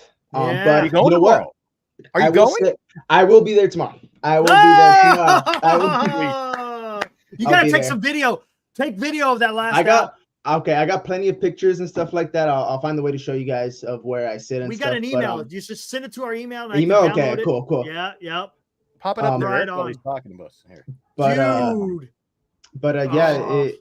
I think after the game is when really everybody kind of embraced it. Even on the way home, the trolleys were packed, and everybody was like, "If you're an LA fan, you get the last trolley home," kind of thing. Like it was really a good atmosphere. The best thing I think about it was that nobody was fighting. There was like no negative interaction today, and I think it was the team and the staff did a really good job with everybody letting know, like, behave kind of thing. There we But, go. I saw God, no you guys one got arguing. Go ahead. I saw no one arguing, no one fighting, nothing like that. A few Dodgers fans, but it was nothing. Like really, it was Yeah, they're really probably simple. fighting with themselves. You guys, your bullpen, man. Your bullpen. Everybody comes in, looks rock solid, man. Oh, speaking of which, I got a little bit worried. I kind of saw it when I saw who came out for that 8th inning. I think it was Adam, right? Suarez, right? For the fourth. No. For the 8th. No, the 7th was Adam. The 7th is Adam, and I was like, okay, I think Scott's going to come in the 8th, and Suarez for the 9th, and I was like, yeah. But you know what? Adam's I'm worried about Suarez. I was worried about Suarez, but the dude came out throwing, dude. The numbers are really good. For Scott against Ohtani, because Ohtani was the first. Yeah. Batter. Lefties. That elevated slider was magnificent. Yeah. Man. Oh, so once they got through the 8th, that was awesome. But yeah, I was worried about Suarez again because he's been kind of coughing it up the last few games the end of the season. Yep. But maybe he worked on some things. But dude, the moment didn't get bigger than him. You know what I'm saying? If you allow that moment to get bigger than you, then you're going to be in a world of hurt. Yep. I'm thinking the reason why they're throwing Cease, man. I told Glenn this at the top of the show. They smell the blood in the water, man. This is the time to do it. Why wait? Why risk it to Game 5, right? And go back to LA. Screw it. Try to get it done at home. Yeah, I think Mike Schilt is in that same kind of boat because they put Dylan Cease on short rest, and I was expecting Perez, our fifth starter. Perez. Yep. Yeah. But they said Cease on short rest, and I'm like, you know what? I think Game 1 was kind of a fluke. If he didn't throw that high fastball to Ohtani for the 3-run home run, I think that the game would have gone way different. So I think Cease is looking for a comeback, definitely. And then if it goes 5, they'll probably move up Darvish. That's what I'm guessing. Yeah. I bet you Martin Perez is going to be ready to go tomorrow, just in case Cease runs into trouble. I think Perez will come right in. Yep, just in case he can handle. Just in case he can handle the 3. Yeah, I mean Perez could come out and give you bulk innings, and then you don't blow up your bullpen, so it's ready to go on Game 5 if needed. Yeah, today I was able to witness. There's a joke in the Padres community called the ass combo. It's Adams, Scott, and then Suarez, and it's like the 3 combo. Like you put Adams first, you put Scott next, you put Suarez, and today they just executed that perfectly. Oh, they did, and it worked out perfect for Scott because he's a lefty. You had Ohtani and Freeman coming up. Now, granted, unfortunately, Freeman got the hit, so he couldn't finish out the inning. But then you bring in Suarez for the 4-out save, and he got it done, man. Yeah, they brought in what's his name, Estrada. Estrada was fantastic. And the 6th, I agree. He shut it down, dude. The bullpen is spot. Yeah, the bullpen showed up today. You mentioned the manager, Schilt. He just seems to be just managing a nice pushing ball the right game. buttons, man. So pushing the right buttons. 2011, I won't ever forget that MLB season with the St. Louis Cardinals and the Texas Rangers because Mike Schilt was leading that squad, and Mike Schilt knows how to manage these games. He shows no mercy, and that's what I kept saying in this today. No mercy at this point in the game, like at these rounds. You cannot let up at any moment because you know what? They hit a grand slam, and the stadium went quiet after that grand slam. Even though we were in the lead by 1 point, everyone knew it was just like. This is a real ball game we got here now. I was surprised both managers, you had that offensive outburst early. and they both went with the pitchers longer. There was no panic. I think they were just, you know what, eat innings and we trust you.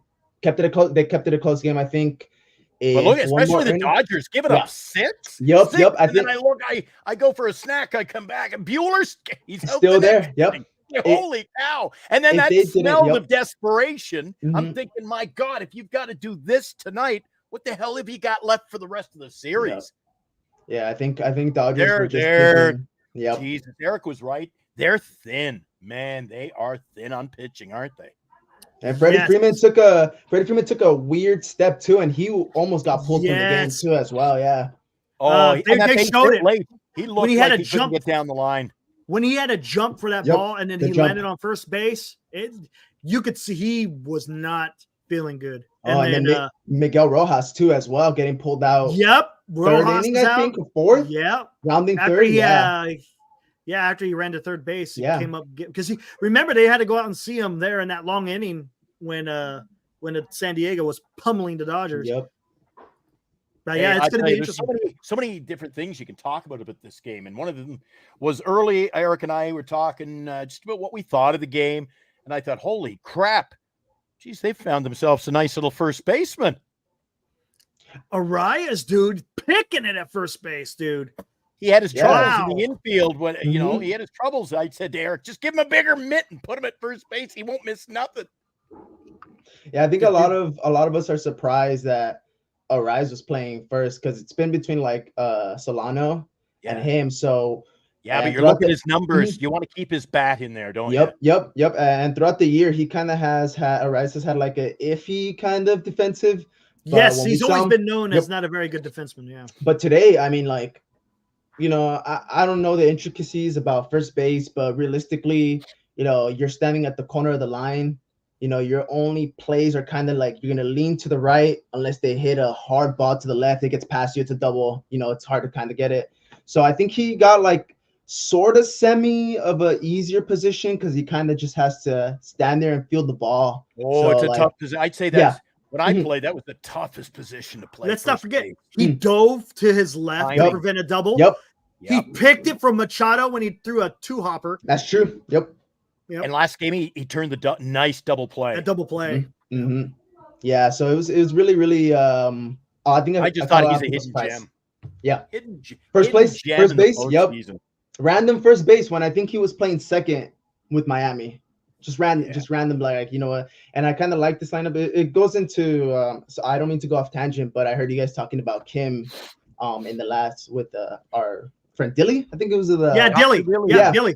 Yeah, in my opinion, I think the Giants are the favor to land Kim. I don't think he's gonna stay with us. I see your reaction there. I just think like with the signing of your center fielder, you're signing of the center fielder, Jung-Hoo Lee. You're right. The grandson of the Wind, which I think he's. Yeah. I think like they're gonna kind of go that route. I feel it. Maybe I'm wrong, but I feel like. Seattle doesn't need a shortstop. I don't think the Dodgers are going to try to pick him up. So I think the next ideal would be the Giants. I think he'd be a good fit there. Maybe I'm wrong. I don't think the risk is worth anything near the rewards. I don't think there's much reward at all. Playing with such damaged goods. They got to go out and get Bo Bichette. Bo Bichette's not a bad option. I feel like or as much as I don't like it, Adames. Those are the next three shortstops open. Those are the next three guys, right? I just don't buy into all this talk, and there's a lot of it in the chat each night that, well, bring him in because great fit with Jung-Hoo. I don't care who you play 9 games or 9 players who hate each other's guts. But if they win and they're winners, that's what I want. I don't want, nice fit with him. I don't want that. Tinker and Evers couldn't stand each other. They didn't talk to each other for like 10 years back in the day. Exactly. But they were the best infield in baseball, man. Little Ken Burns magic. I just feel like if you just do it, basic, that would probably be the best spot. We're still on the West Coast. You're still in the NL West. I don't think Padres fans are gonna cheer against him. If anything, when he comes back on another team, they're gonna cheer for him. So I feel like the West Coast, he's made it his home kind of thing. So I don't know. I'm not sure what other teams are looking for a shortstop that could sign him.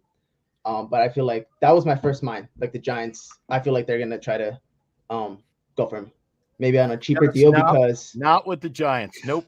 Though I'll be fair, his contract might be, I don't know about Boris, but I feel like because he's so good defensively, but his bat is so weak, you can kind of like mess around. You can mess around with the contract, be like, okay, we're really signing you for the defensive plays, but offensively, that's not where like Giants tried to do that last year, and it got them. No, they got Nick Ahmed. Bro, okay, no, that doesn't count. That doesn't count. That doesn't count. You know, that does not count. You know, if you want to, I'll give Kim the benefit of the doubt because he has come up in clutch moments. Like he has hit a few walk-offs. He has hit, you know, he can hit, but the last 2 years it's just weird. He hasn't been producing to the level that's why. Yep. I feel like that's just the Giants got too many guys like Kim in their lineup, and I think we have to get better than that.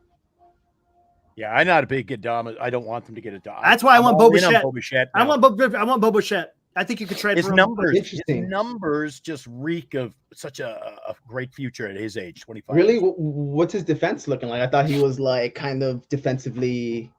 He's solid defensively, but he's what is his career average, Eric? About 290? Like 290. Oh, respectable. And this year's average was terrible. That brought him down.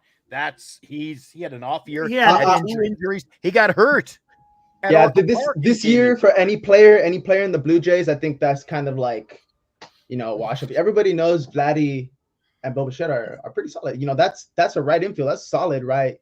Your first baseman and your second or short, because I think he was flipping. Bichette turns 27 in March. See, what a steal. I tell you what, get him in here. Gamer, I know you're a Padres fan, but this is what I've been trying to say is get Soto, trade for Bo Bichette, or if you want to pay for Adames too, but I'd rather trade for Bichette, sign Max Fried, and I think the Giants are automatically that much better. You can compete because I think the Giants right now, we're looking up to the Padres. We're looking up to the damn Diamondbacks, and we're looking up to the Dodgers. In the last 3 or 4 years, we've had no. We got a firm hold. We had on no fourth place. pitching. Yeah, I think your guys' pitching has been pretty just. Year before last, we were going 3 games a week with bullpen games. Yeah, last year. I think it's time to, and even looking ahead, Eric and I looked at the future staff for next year. Unless we sign some guy, you got a lot more problems still lingering. Look, he gave me a chance to use. You know, Snell possibly gone. They're in trouble if they don't sign I think Fried's the way to go. Greg gave me a chance to use it. And now, Skaters on Baseball. Who's really Greg from downstairs with a Giant Sports Talk Live hot take? There's this hot take. Soto ain't coming. Me and him go back and forth consistently, Gamer. I'm pushing hard for Soto. He fell off his skateboard and cracked his noggin, I think. Oh, man. Yeah, exactly, Cryptic. We're damn near looking up. No, not the Rockies. Hey, Skaters likes it, Eric. He liked he likes what we did for him. Right. Hey, it was this guy. He's the one I got. All I did is hit the button. He's the one I got it down. Now, Skaters from downstairs. He lives really, Greg, from downstairs. 4 floors below me in the condo. That's why we do that. Gotta have fun, man. So tomorrow, what do you expect tomorrow? Geez, you better rest up. It must have taken the good out of you, the enthusiasm. You must be exhausted after a game like that. The second inning, when they scored those 6 runs, that's where all my energy really went. Like, I bet. Early. Nice. Hey, by the way, did you watch the first game on TV at all? The first game, yeah, I watched the game 1 and 2 on TV. Yeah. How about that, Mets, dude? Sean Manaea pitched his ass off. Dude, that is so awesome for him. You saw him when he was a Padre, right? Yeah, you know what? It's actually, I have kind of like a he pitched pretty good when he was on our team, but there were some comments that he made after saying that he wasn't really giving his 100% and like his full on effort, right? You know, and those kind of comments really kind of irked me a little bit, but I do respect the stuff he's doing in New York. He's been like he's been a totally different guy, man. He even admitted that he needs to get in better shape. Yeah, he went the drive line, which helps a lot of pitchers. So hey, he understood where his weaknesses were, and he tried to get better. So you got to give him credit for that. Yeah, and not to bring Wilmer back into this, but you know what? Manaea misused and abused with San Francisco. I think the guy couldn't wait to get out of here, Eric. Yeah. I forgot he even played for San Francisco. I forgot. He was starting. He was all over the Yeah, place. exactly. I forgot he played for San Francisco. I forgot. And Verducci totally left out. He forgot too. Tell him, Eric. He didn't forget. He just didn't tell. Yeah, he was. Oh, no, he forgot. Yeah. He was just talking about the road that Manaea took to get where he's at, and he's talking about how against that very same Phillies when he was with the Padres, gave up those 5 runs and 1 1/3 or something. Yep. And he said in the offseason he wants to get better. He went to drive line. Then he totally omits his time with the Giants, and he jumped straight to now this is where he is with the Mets. And I'm like, oh. Yeah. I know. I feel the same way. Especially since we had him in the playoffs. Putting him, as a starter, it was just kind of like, really, dude? You're really going to say things like, I really didn't have 100% energy in the playoffs. And I'm just like, But hey, he's being honest. Yep. And he did what he had to do to get better. He went to the places he needed to go. He did training. He did staffing. Like, that's why when I see Sean Manaea, it's just like, you're doing amazing. But I'm just like, that time with the Padres, it's just like. But so Gamer, the players have a routine. It must be huge tomorrow. What's your routine now tomorrow? Do you got school? Do you got work? What? Take us through your day and head into the ballpark. What do you do tomorrow? Okay, so tomorrow, right now, unfortunately, I'm unemployed, but I'm looking for a new job. I left my last job looking for some new opportunity. But my routine is just I get up, I pop on the Phillies, Mets, or whatever game is in the morning. Keep an eye on that, and then I head to the ballpark. I take the public transit. I get there about an hour earlier. Membership gets special $5 beers before the first pitch.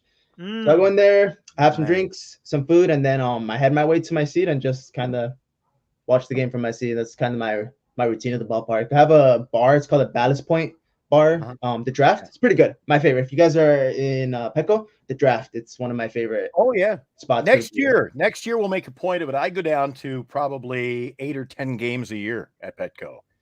So I fly in and I usually just spend a weekend, especially when the Giants are there. And then I stay. I always say, the teams. You might know the name of it. Is it the Marriott? The ramp goes right from the stadium into the hotel. I know what you're talking about. Players stay there, and I stay there, and that's where I meet. Yeah, it's the Omni Hotel. It has like a bridge. It's attached to the ballpark. It's pretty cool. A lot of players do tend to stay there, but actually, that hotel kind of got well known for all the players staying there. So a lot of people book their stay there, and they kind of, I wouldn't say bother the players, but it's known that players stay there at the Omni. It's right next to the ballpark. So I actually got word that this time they're staying at the Intercontinental, more towards the Bayside, the Dodgers. I have a friend who works at the hotel, and they said that they're going to be there. So they're at a different hotel this time, but there's a hotel, the Omni Hotel, right next to it. And there's some Padres who stay at that hotel as well. And stay there. And then you just cross the street. You're into the you get a lot of great. I always go to the spaghetti factories just up the street from there. Spaghetti factory is pretty good. It is. In and out. But, when I head down there, you and I'll hook up and we'll catch some games. I'll be happy to meet you, Mr. Glenn. I hope Eric can be there too. That'd be cool, man. I had a hard enough time of getting Eric to come down from Gulf 2 hours away. Come on. Shit sucks, man. Not a gamer. I hate driving them, man. You got more pull if you can get him to San Diego. Dude, I'll tell you what. I have more fun driving down to Disneyland than I do driving to the Bay Area. Fact. Yeah. Fact. All right. So there you have it. Eric and I will be there for a game next year against. Yeah, hopefully I have a membership plan. It's 20 games. I always get games for Giants. I always have a Giants game thrown in there. So there's a weekend that you guys are down there. I'll be more than happy to meet y'all. It'd be awesome. Yeah, we'll hang out. That'll be awesome. That'd be. And you're sitting in which level? The second? Yeah, I was sitting in the second level. My season tickets are in the right field bleachers, but for the playoffs, you kind of had to pick your seats and like buy tickets that way. Yeah, I never sit in that side. I'm always up in the top, third baseline, or I sit on the first baseline about 2 rows down. Right, I don't know the section numbers, but right between home and first. Nice. So a little more expensive. That's why Yeah. I go a few games down below, treat ourselves, then we go up to the top. I actually like sitting up top. So you're on the first base side or third? You mentioned. I'm on the first base side. First base side. All the games? Is this like a package you got, or do you just go buy tickets? So today was it was honestly a war to grab tickets. It was really hard to get tickets, but I looked out today with some seats. Tomorrow I'll be in the general admission area. It's called Gallagher Square. It's where like everybody could stand and hang out and stuff.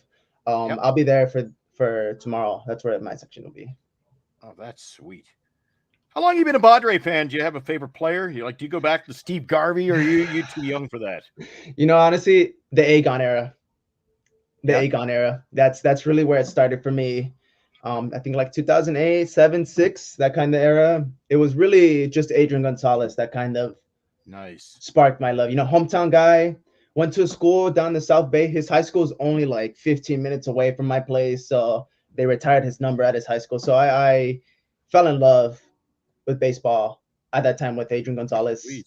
And then when they let him go to Boston, that's kind of where it was. My dad explained to me that basically they don't want to pay their players at that time. So that's kind of why they let the talent go. And I kind of stopped watching the team during 2012 to 19. And then once they got their ball rolling again in 19, I hopped on back into the train. Sweet. Yeah. So 2008, I would say, was when I really was like hardcore fan, watching the games every day. Love the team. Petco. Yeah, I'm lucky. I'm lucky. My better half, my wife's she's a big baseball fan. No, that's a good one. That's good. Oh, dude, my brother's always calling me. He's like, "What are you doing?" I'm like, "Oh, we're just heading down to Petco." Petco. Yeah, and then you hear no big deal. Take out the garbage now. He's like, "God, I'm so jealous." Yeah, I know. One of my goals is to hopefully one day attend an Oracle Park game, a Giants game. I haven't been there. I haven't been up there yet, but I know that the ballpark, it has to be very beautiful out there. The last time I was at the Omni Hotel down your way, 10 years ago, was that day. Oh, it's Wilmer. That's awesome. Wilmer and me at the Omni. That's awesome. Yeah, I was hanging out with Wilmer for quite a while. He and I became acquaintances. We're not buddies or anything. He knows who I am now. You gotta start off somewhere, Hey, who is? I don't know if this guy's still. I don't know why I can't place him. So at the hotel, he stays on my floor when I'm there. Who is this pitcher? He was there at the start of the year.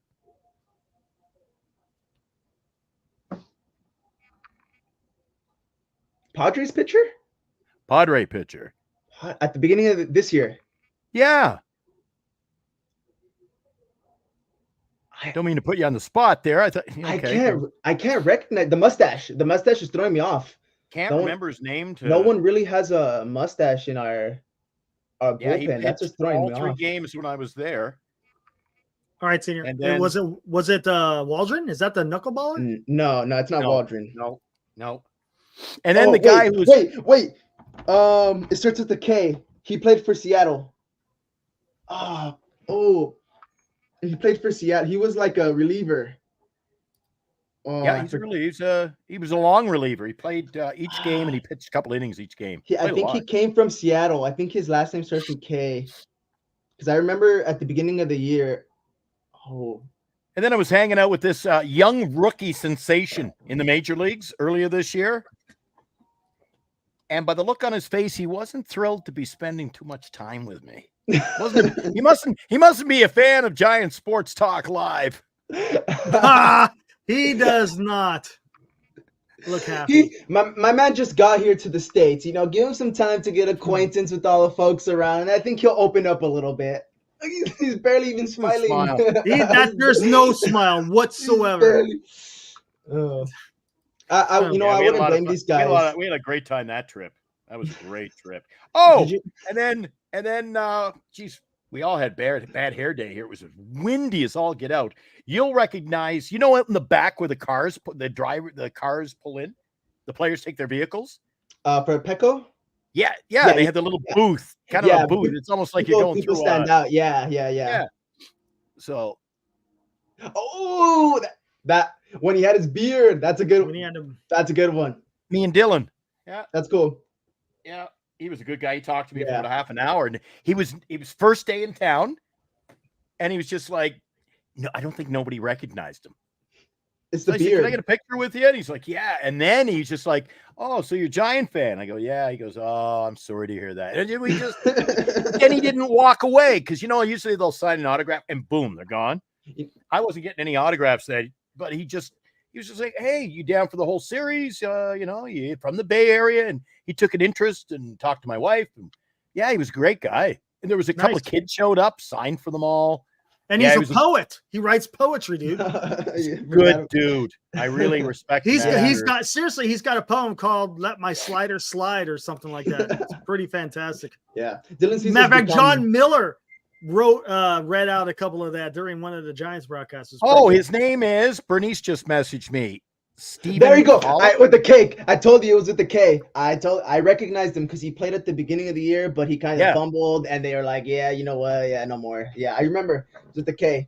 See, I told you, Eric. Bernice kept the evil eye on me. She goes, "I know when you're on." Did you say evil eye? I don't know if I would say that. I don't know if I would say that. The evil eye. She saved my credit. She saved my credit. I knew it was with the K. I just forgot the last name, but I recognize him because he blew a few games. Like I remember. And I don't know if it was because it was opening weekend and the first few weeks of the season.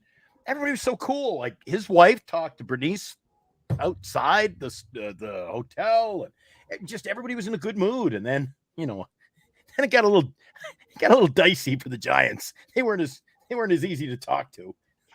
I stopped. Wilmer always stops though. I stopped following the NFL after the Chargers had left San Diego. It's kind of like where my NFL was like, I really don't care. But I feel like there's the difference between, I'm not sure about the NBA or any other sports, but the teams really make you feel like family. It's really family, like 9 guys together. I feel like football is very commercialized. It's very like, spectacle kind of thing. Baseball has really still stay to its roots about like the team and like the town and making sure all the fans are included in it. And I think that's definitely like helping, Padres or any other team, honestly. I think that's what baseball has an edge over a lot of sports is they keep that feel of community and family all year long and 3 years. I think I speak on behalf of Eric and everybody in our chat, part of our little family here in this new, we're still growing. We've only been on the air a couple of months, this new channel that Eric and I have. And we're so happy that you get to, you're still young. Talk good at your age That's what I love doing. I love talking. Get in there and cheer for your team. And you got a chance to see a championship team this year, man. Kind of happy for you. Yeah, this is what I have never experienced this. I never really went to the Chargers games when they were successful in the 10s, and I was there with Phillip Rivers. And this is actually the first time I got to witness the Padres actually be a contender. And that's why when the 2022 season happened and I didn't get to go to that playoffs, I told myself, when they make it again, I don't care. We're going to almost every single game. And so far, it's been a really fun ride, for a first time playoff team, like being able to experience it. It was worth it. Finally worth the wait, I would say. Yeah, man. Great. I mean, you guys got hot when it mattered, and you're staying hot, and that's what gets you through a playoff series, man. It is something. And if the Mets advance, that's going to be a hell of a CS. I'm hoping. I have Padres, Mets. Woo. I have friends that went to college in New York, and they like became Mets more Mets fans than Yankees because I explained to them like, Yankees is kind of like the upper echelon, right? The upper echelon, like if you're going to a Yankees game, you're just like we're the high and tight again. The Mets are an accumulation of 2 teams that left their city, so they have that people feel. It's more of a blue collar almost. Yep, right? for the people, for the people. Yeah. So I'm hoping that the Mets pull through because we know what those 90-win teams, forget those 100-win teams. The 90-win teams are the ones who really put in the drive, especially the Mets. It's just crazy how far. 2 weeks on the road, by the way. 2 weeks on the road. First game they get to play in New York, they win. Like it's crazy. Well, the birthday boy says Mets Padres at LCS would be awesome. Would it ever? 100%. It would be. It would be It a would be. great. Guess what? It would Hey, be a next great week, CS. in about 10 days from now, a little more, he can pop in when you're on with us and he can go, Yep. Padres World Series would be awesome. Yep. Let's just take it one series at a time. One series. Yep. I And don't know I don't know about you, Eric. I'm kind of cheering for the Padres. I've been cheering for the Padres. I'm out of the closet now. Tomorrow I'm gonna wear my Padres jersey. Let's go. Hey, hold on. Yeah. Stop the presses. Hold on. I was the one saying the Padres are gonna win. Are you Someone sure said about that? I thought you had the Dodgers. I had the Padres. I distinctly remember someone talking about Yamamoto getting 9 Ks. 9 Ks. Oh yeah, I thought Oh, I thought he'd be good in game one. I'll admit that. Game one was a fluke. Game one was kind of a fluke, errors kind of everywhere. And I think Cease is gonna get his chance again tomorrow. He's gonna get his chance again. Yeah, Cease will. I think Cease is gonna come out. You feed off the home crowd, dude. The only thing is you can't be overamped because then you start overthrowing the ball. You can't do that, man. He needs to stay calm, do what he knows he could do best. He had a great season. Rely on his damn talent and just get it done, man. Just get through hell. Get through 5 innings. Get through 5 innings. I'll be happy. Yeah. And then from there, just bridge it through with the freaking bullpen. The closer. One thing I like about Cease is that when I see him pitch, his demeanor, just very serious, very he understands that if he made a bad pitch, he knows his demeanor is what really stands out to me. He's ready to play. I tell you what, I like what Alive's saying. If you have to, walk Ohtani. If you have to, don't let him beat you. All Do right, not I'm all let in, him boys. beat you. I'm all in with you. Oh, he got the city connect. Oh my god! Yeah. Oh my Look at his god! number. You know whose this is, Eric? Oh my god! Oh my! You just said you don't even like the guy. Oh, I don't want him, but I like the jersey. Oh my god! You know what you just did? You just jinxed him wearing that damn City Connect. That City Connect is I don't atrocious. have a hat to match it, so you're Look. stuck with this. Look, You gotta Hey, stick. Listen, man, I can do this all day. Some We're guys done. they collect ball cards of their favorite player. Some guys collect hats with all their every team Yeah. in the league. I got a jersey for every team in the major leagues, so I can just jump on bandwagons. Oh my god, he's dude. ready. You're He's killing ready. me, dude. Okay, did you Even see have the matching little under. Oh garment. my I'm all God. in, man, except for the He hat. really on in. He's really on. Okay, gamer. Okay. Was there anyone wearing a City Connect jersey in that stadium today? Yes, there was. There were times. Hold on, I saw didn't see it. Did you I see saw anyone? it on the TV. You know what? Honestly, I was not paying too much attention to people. Fair enough. So Yeah, Eric, leave the guy I alone. can't- Focused but- on baseball tonight. You're I killing will me, say, man. I wouldn't doubt if there's You're someone in killing there. me. I wouldn't doubt if there's someone in there waiting to connect. The City Okay, Connect. gamer. Oh. If the Padres lose, Oh no, hey, don't blame me. it's that guy. He What do you jinxed think? it. This guy's a hex. I'll blame Carter and go home. There we We'll go. blame Carter and Look, call it a day. Look, That's I fine. don't blame him getting on the hype train. I think all of MLB is on our hype train. I think I don't so. know. Jesus, Yesterday. you don't want me to go and put on a Dodgers jersey, do you? Okay. Whoa, Yes! whoa, Yes! No. What to me was today's and yesterday's kind of comments and energy by the Dodgers team in general, calling the Padres like the villain and that we're the bad guy, kind of thing. dude.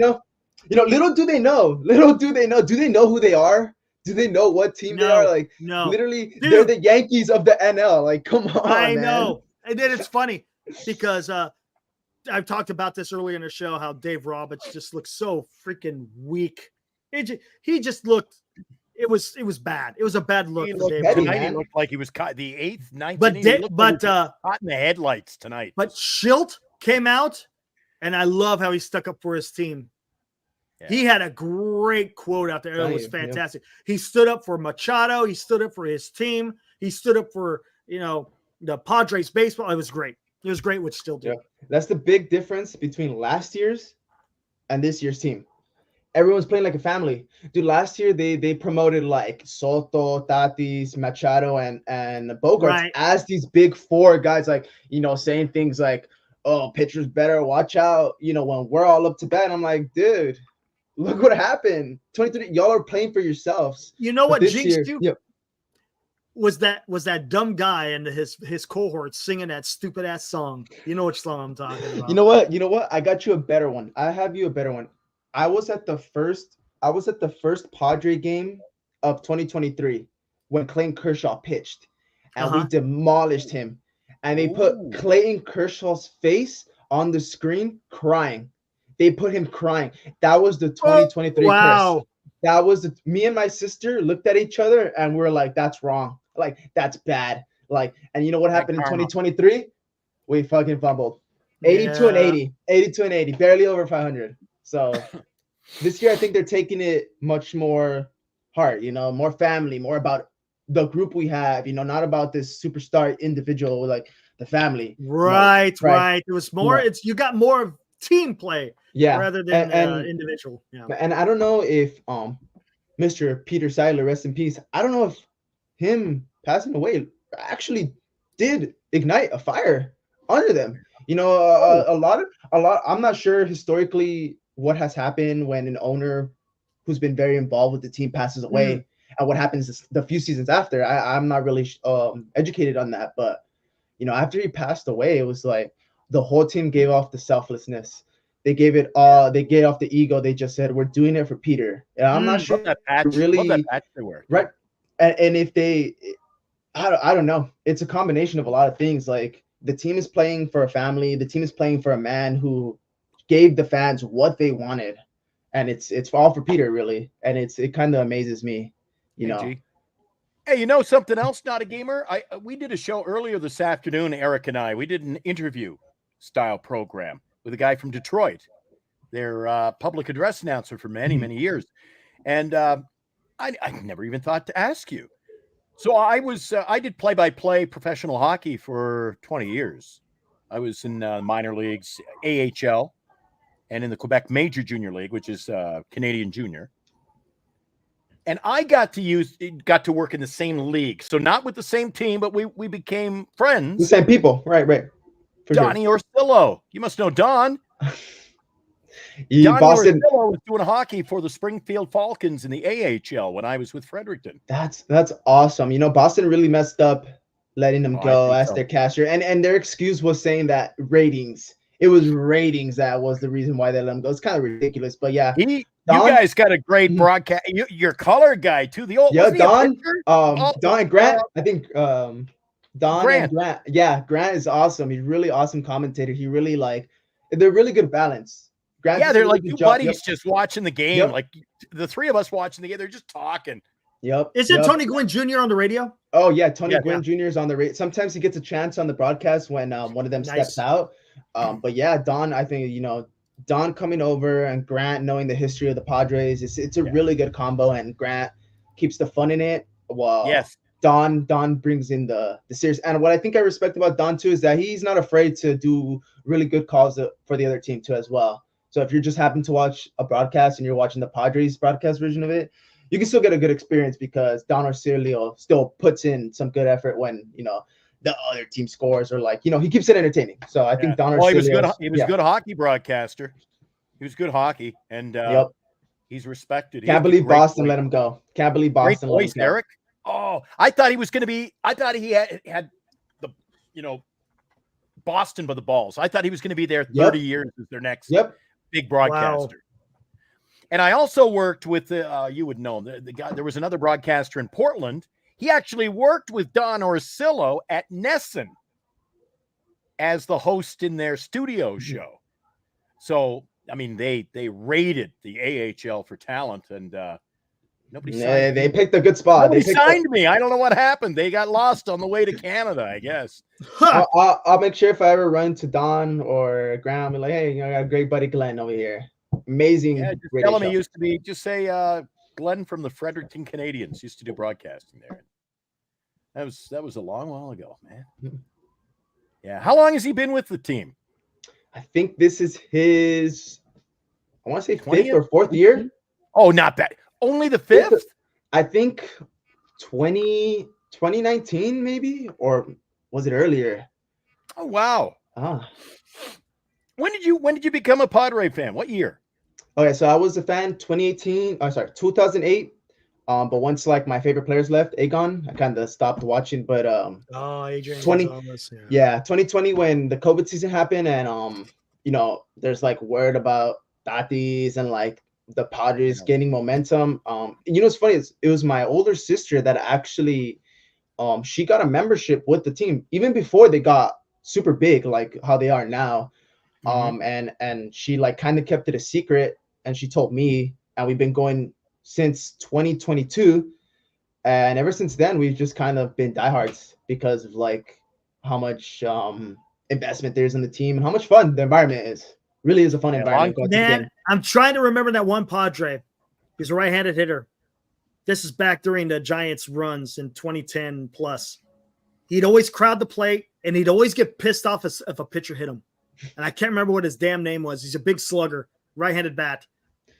Anyone in the chat can remember, the dude would always get pissed off if a pitcher hit him.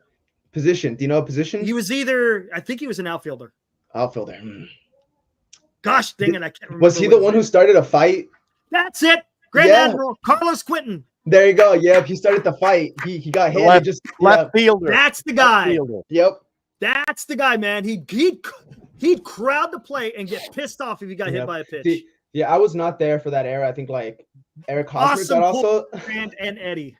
Absolutely. Eric Hosmer got also signed during that time too. I think 2016. And which also within the Padre community, they're just like, this guy, good for 1-2 months at the beginning of the year. It's just like steep fall. Like that was Hosmer. Yeah, the Hosmer deal. Yeah, the Hosmer era. Oh my god, man! Don't even remind me. Yeah, 21 through 23 were an interesting time. 21 is when we got the ball going, and then we collapsed at the end of 2021, and we had our own team arguing in the dugout. Videos of Tatis and Machado arguing with each other. And then 2022 we went pretty high. Oh, Will Myers, El Gallo. Oh, after Will Myers, man, he had the potential. He had that left-handed bat, dude. After the 2022 playoffs, he went into the bars in downtown and paid for everybody's drinks. There's pictures of him in the bars, behind the bar, like taking shots with everybody. With Will Myers, Will Myers, yeah. He passes your mind, but like when you remind them, Will Myers. He never quite got to that level, man. There was that potential was there. That's another great thing, Eric. Another great thing about when you get to go to the games down there, the post-game atmosphere. Because when you go up just like 2 blocks, you hit the bars and like they have open windows. Yep. You can and that's where I'd see all the Giants broadcasters and some players in when they wrap up a game. And I'm telling you, dude, the atmosphere down there, what do they call it? Gas lamp district. Gas lamp. Yep. It's amazing. See, that's what pisses me off about the Giants. They could have done that with Mission Rock, and they whiffed. Oh, Eric, there's no atmosphere outside our stadium. No. It's like, pay your ticket, get it's just docks. Get the hell out of here. It's like all you see outside the ballpark is the water and the docks. And from the TV perspective, is you just see like the docks. It's beautiful, but outside the park. And that's the thing is, what is baseball known for? It's a sport where you have conversation. And then after the game, people want to gather around, maybe talk about the game, eat something. There's no bars around it's like our ballpark is built, for lack of a better term, in the middle of nowhere. There's nothing. I mean, there's no bars there. You can't go out after the game and say, oh, Eric, let's just run across to the bar and hang out. There's no bars. There's no anything around the stadium. They're missing out big time. Yeah. Oh, by the way, before we wrap it up, before I forget, I got to get out of here soon, but the San Diego area, and again, you're a lot younger than Eric and I. Mm-hmm. Have you been across the street from the ballpark? Have you ever gone to a Comic-Con? I actually went this year. I actually got to go this year. Yeah, my whole I see time of video. the whole time of me living in San Diego, I have not been able to go to Comic-Con. It's so Nice. competitive to get in. It's basically chance. But my brother-in-law works at the Marriott hotel that's connected to the convention center, and this year he was able to score me some tickets. So I went for a day. I was able to finally go after like 20 years of living here. But Comic-Con is awesome. Comic-Con's amazing. It's not so much comics anymore. It's all everybody's dressed up. Comics, gaming, movies, like everything that you can think of is in there. It's awesome. I had a fun time. Oh, yeah, my and first Eric, time it's like being experience. on the streets of Vegas. They're all in like, man, there had to be. Last time I was there, around that area, I saw I must have saw about 900 Mandalorians. This year was Deadpool for the movie, the Deadpool and Wolverine movie. It was Deadpools and Wolverines everywhere. It was awesome. It was a great experience. Awesome. Comic-Con has done a really good job with making the inside a really good experience, but making the outside as well. For the people who couldn't get tickets, they've done a really good job. And I hopefully there was talk the last 2 years about San Diego Comic-Con leaving somewhere else, but they were able to secure it for the next 30 years kind of deal. It's epic in name and event, man. That is people all over the world go to that. Yes, sir. Yeah, yes, sir. That's cool. Well, I appreciate you coming on the show, man. I appreciate y'all having me. It's been a pleasure being able to before you get out of here. Okay. Brent wants to know, do you have a Tony Gwynn jersey? No, I have not been able to score me one yet. I will at some point. It's just I'm kind of this era. I'm this era Padres. I wasn't there for Tony Gwynn. So I do appreciate what he's done and he actually coached SDSU baseball. I got to see him coach that. But who's on that he's past my time. He's past. Who are you wearing there? Machado. Yeah. See you in the parking lot. He's the captain. He's the captain. He's the reason why our team has gone what it is. Not Hosmer. It's Manny's. What size jersey do you wear? It's the medium. That's the medium jersey. Yeah. How old are you, if you don't mind me asking? What's up? How old are you, if you don't mind me asking? I'm 28. Are you? Yeah. Right on. 28. I'm about well educated, well spoken. We love having you on the show. Yeah. My job was hospitality, and I worked at a hotel that was very, very high end, $500 nights a room, and if you want the best, $2,000 night. What's actually interesting, sorry, before you guys sign up, have you guys heard of Coronado? It's literally across. That's over by where the Buds are. Yeah, so it's US Navy. Yes. It's a little town, well, not little, but it's a town called Coronado. It's a military town, but it's also very wealthy. It's where all the ball players actually live. Juan Soto was living there while he was sitting there. So I worked at a hotel that's extremely high end, and I've been blessed, lucky enough. I've met Machado, I've met Cronenworth, I've met Kershaw, and several other basketball and football players that are just passing my mind. But I worked at a very old historic hotel that has a lot of popularity on Coronado, and if people want to stay away from downtown, that's where they stay at the hotel in Coronado. But I was blessed. I got to meet Clayton Kershaw, said hi. I'm a huge baseball enthusiast. I'm not about hating any player or anything. So when I got to meet him, it was a pleasure to meet him.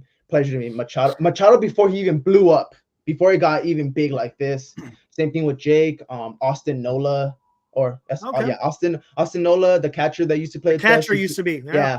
The brother of Aaron Nola. Aaron Nola, yes, yeah. So I've had a good amount of ball players, basketball celebrities, movie theaters, celebrities come across. I say it's because of that. I worked in an environment that requires me to speak a certain way, But I've met a lot of these players. It's awesome, especially Manny. He was very kind. He shook my hand. Very kind. Awesome. Nice. That's awesome. Right on, man. Well, I got to talk to Wilmer, so I went up. Dude, Wilmer's awesome. He seems like such a fun guy. He's I'm here to have fun. I always like Wilmer Flores and his 10 brothers that are also named Wilmer and stuff like that. Yeah. It's awesome. He's cool. Wilmer, my other brother Wilmer. He's cool. I enjoy it. I enjoy his brother pitches for the Detroit Tigers system. Really? Yeah, he's in their minor, the AAA. In the minors? It's a baseball family, it runs in the family. I actually like you guys. I did not know that. You didn't know that? Every son in that family is named Wilmer. That I do know. Oh, tangent, real Bernice quick. always used to say, "What happens when it's like time to do the dishes?" Wilmer, all of them, none of them all of them, running, or they all come running. Quick one thing. I actually think is random, but I actually think it's awesome that Acuna's brother is playing for the Mets, and it's like it's his first time playing professional with the Mets shortstop. And That he's dude just is like, small. yeah, he's literally like, He's yeah, like small. I mean, his Compared to his arms are brother? like this big, dude. I was like, the dude is tiny. That's why I think it's super cool that his Robert Acuna's brother, I forget his first name, but the other Luis Acuna brother, Angel. Mr. Luis, like I think it's awesome. He finally got a chance. He gets a chance on a team that's a rival of his brother, Yeah, and he's that's actually he's fulfilling the family prophecy. Like his whole family can play Right. baseball, you know. So I think it's awesome that he's quite like he's not like Acuna, like Robert, where he like flashy, and he's just like, I gotta focus because this is my only chance that I can really prove. right. Like, And he right, he you got know? on the postseason roster. I mean, that's telling you something. Well, when did he start playing? Like the last month, right? Of Last the month, season? and that's it. Right. Yeah. Right. I was like, should have gave him a chance a long time ago, you know. Like, but I I'm think rooting that's for him, interesting. man. Yeah, same. Both games tomorrow, Same. man. Holy crap. Oh, I think it's a four games tomorrow. All the teams play tomorrow, so it's gonna be All the teams play tomorrow. it's gonna be yep. a good one tomorrow. You know, yeah. I for some reason I'm just not as excited about the AL teams. I don't know what it is. I'm just No, this the nationally, both excitement- of them are a must-see TV. Interesting. I feel like I think since the Royals and Tigers got in there, I think that kind of made it a little bit more exciting because there's Little like, bit. you know. But I think I'm rooting for KC. I don't know if they'll get it. KC. We'll see. If the Royals win tomorrow, oh my goodness, they got Seth Lugo going. So another Padres alumni. It was good. He was good. Yeah, He was good. He was also a Met at one time. Like he's Yep. been all over the place. Yeah, Met as a reliever, and then they finally let him go starting with us, and then he took off starting. Yeah, pretty solid. And then of course they're going to the Detroit. We'll see what the Guardians can do because Detroit has zero pitching. It's all bullpen right now. Literally their one starter, Mr. Screwball, like that's he it. won them the game, but the other game that they had to 100%. do a bullpen 7-0. Like that's not really gonna work in the postseason, you know. Yeah, it's gonna be interesting, man. Well, we had a great check out our interview we had today with the I'll give it a look, man. He broke stuff down pretty cool. Talked about guys that nobody knew. Nobody. And you look at their roster, Detroit. I don't know half the players on that roster. I don't. Nope. Yeah, that's why it's like you're gonna lose to a team bunch of nobodies, but these nobodies have something to prove. That's what makes this environment good. Sure. Have something to prove. That makes sense. This is why playoff baseball is so exciting, man. Love playoff baseball, dude. So, well, good luck tomorrow, man. Yes, thank you. I'll take some good pictures, some good videos, and then if I make it back home in time, I'll be more than happy to jump on and right on, dude. I'll be more than happy to share my experience. Appreciate that, man. But we appreciate you. That's great. You look good in that Padres jersey. You guys are awesome. I appreciate y'all. You betcha. Take it easy, gamer. Thank you. You guys are awesome. See ya. See you, buddy. There was Gamer. Dude, I've said it before. I'll say it again. This is why I love doing this show. Yeah, it's fun, man. We've met some pretty decent guys, haven't we? Absolutely, dude. It's been great, dude. I feel like I make friends every day on this show. Love this. I love doing this. I'm sure there are a few guys meet me and they think they met an enemy, but I like meeting these guys. Yep. And you shocked the hell out of some of the guys who get their new liners done up. It was a good night. Oh, we didn't even get to our videos. Jeez. No, I know. Hey, you guys want to check it out? Go check out our channel, Giant Sports Talk Live. We had an interview with the former Tigers PA announcer. It was a good interview. It was only about 35 minutes long. Go check it out. It was a nice conversation having with a Detroit Tigers fan and someone who actually used to work for the team. It was good. Yeah, give it a like. It can show his appreciation for coming on the show. Yeah, absolutely. Yeah, show a little appreciation. He took some time. He was at work today, so he took time, snuck out, did an interview with us. And just hit a like if you want to check that one. I hit the like on this one. And by the way, guys, the show is brought to you by bettercreditcards.com. If you need a credit card, I don't have my notes, but I should have it memorized by now. If you need a credit card, find the best credit card available to you. Look it up securely online. Not too bad, am I, Eric? Not too bad. Purely online. Where, Eric? BetterCreditCards.com. That's bettercreditcards.com. They signed up. Geez, we're stuck doing the show, Eric, because they signed up for the year. They said, yeah, we'll buy for the year. We'll sponsor your little show. It's great. Got expenses when you do a show. So now I said, Eric, we're stuck. We're here for a year, Eric. Gotta do a show. But anyway, we love having our sponsors. Lefties in Burlingame for all your sports memorabilia. Duxwell's Printing. You're printing in the Bay Area. 24-hour service. You need something that day, they'll have it ready that night. And signatures for soldiers and our great guys. BetterCreditCards.com. As well, Eric, just let the guys know, head on over to GiantsSportsTalkLive.com. You can fill out an application there online on our website. It's a contest entry. When you enter online, we've got it set up so it knows that you have subscribed to this channel and you've subscribed to Northern California Sports and Entertainment Network. How can they find that one, Eric? It's NCSE Network. Yes, NCSE, November Charlie Sierra Echo Network. There you go. Northern California Sports and Entertainment Network. We have programming there as well. Like both channels. Then go over to our website, GiantsSportsTalkLive.com. And when you do, and you send the entry, you qualify to win the $500 gift certificate to use with Fanatics. Not me. You got a jersey like this if you want to cheer for the I would never buy a jersey like that, but I get what you're saying. A Jung-Hoo Lee jersey. How about a Juan Soto? How about a Juan Soto jersey? Huh? That was my line. How about that? How about a Juan Soto jersey? Oh, that would look good, wouldn't it? Anyway, so all you got to do is like both channels, then go to our website, sign up, send the entry form in. Hey, I'm wearing a Kim right now. Oh, no, pass. You're going to see, but can't do it, man. Can't do Kim. Nope. Like the no beam. Alonso, no Kim, one freaking Soto. Trade for Bo Bichette. Sign Max Fried. Turn that beam off. Jesus. Let's do it. Come on. Yeah, maybe Eric will get a tattoo. 22. Kyle, dude. What? Want to get a tattoo, Eric? Soto? No. You're not gone that far off the deep end? No. Soto is the way to go. Juan Soto Park.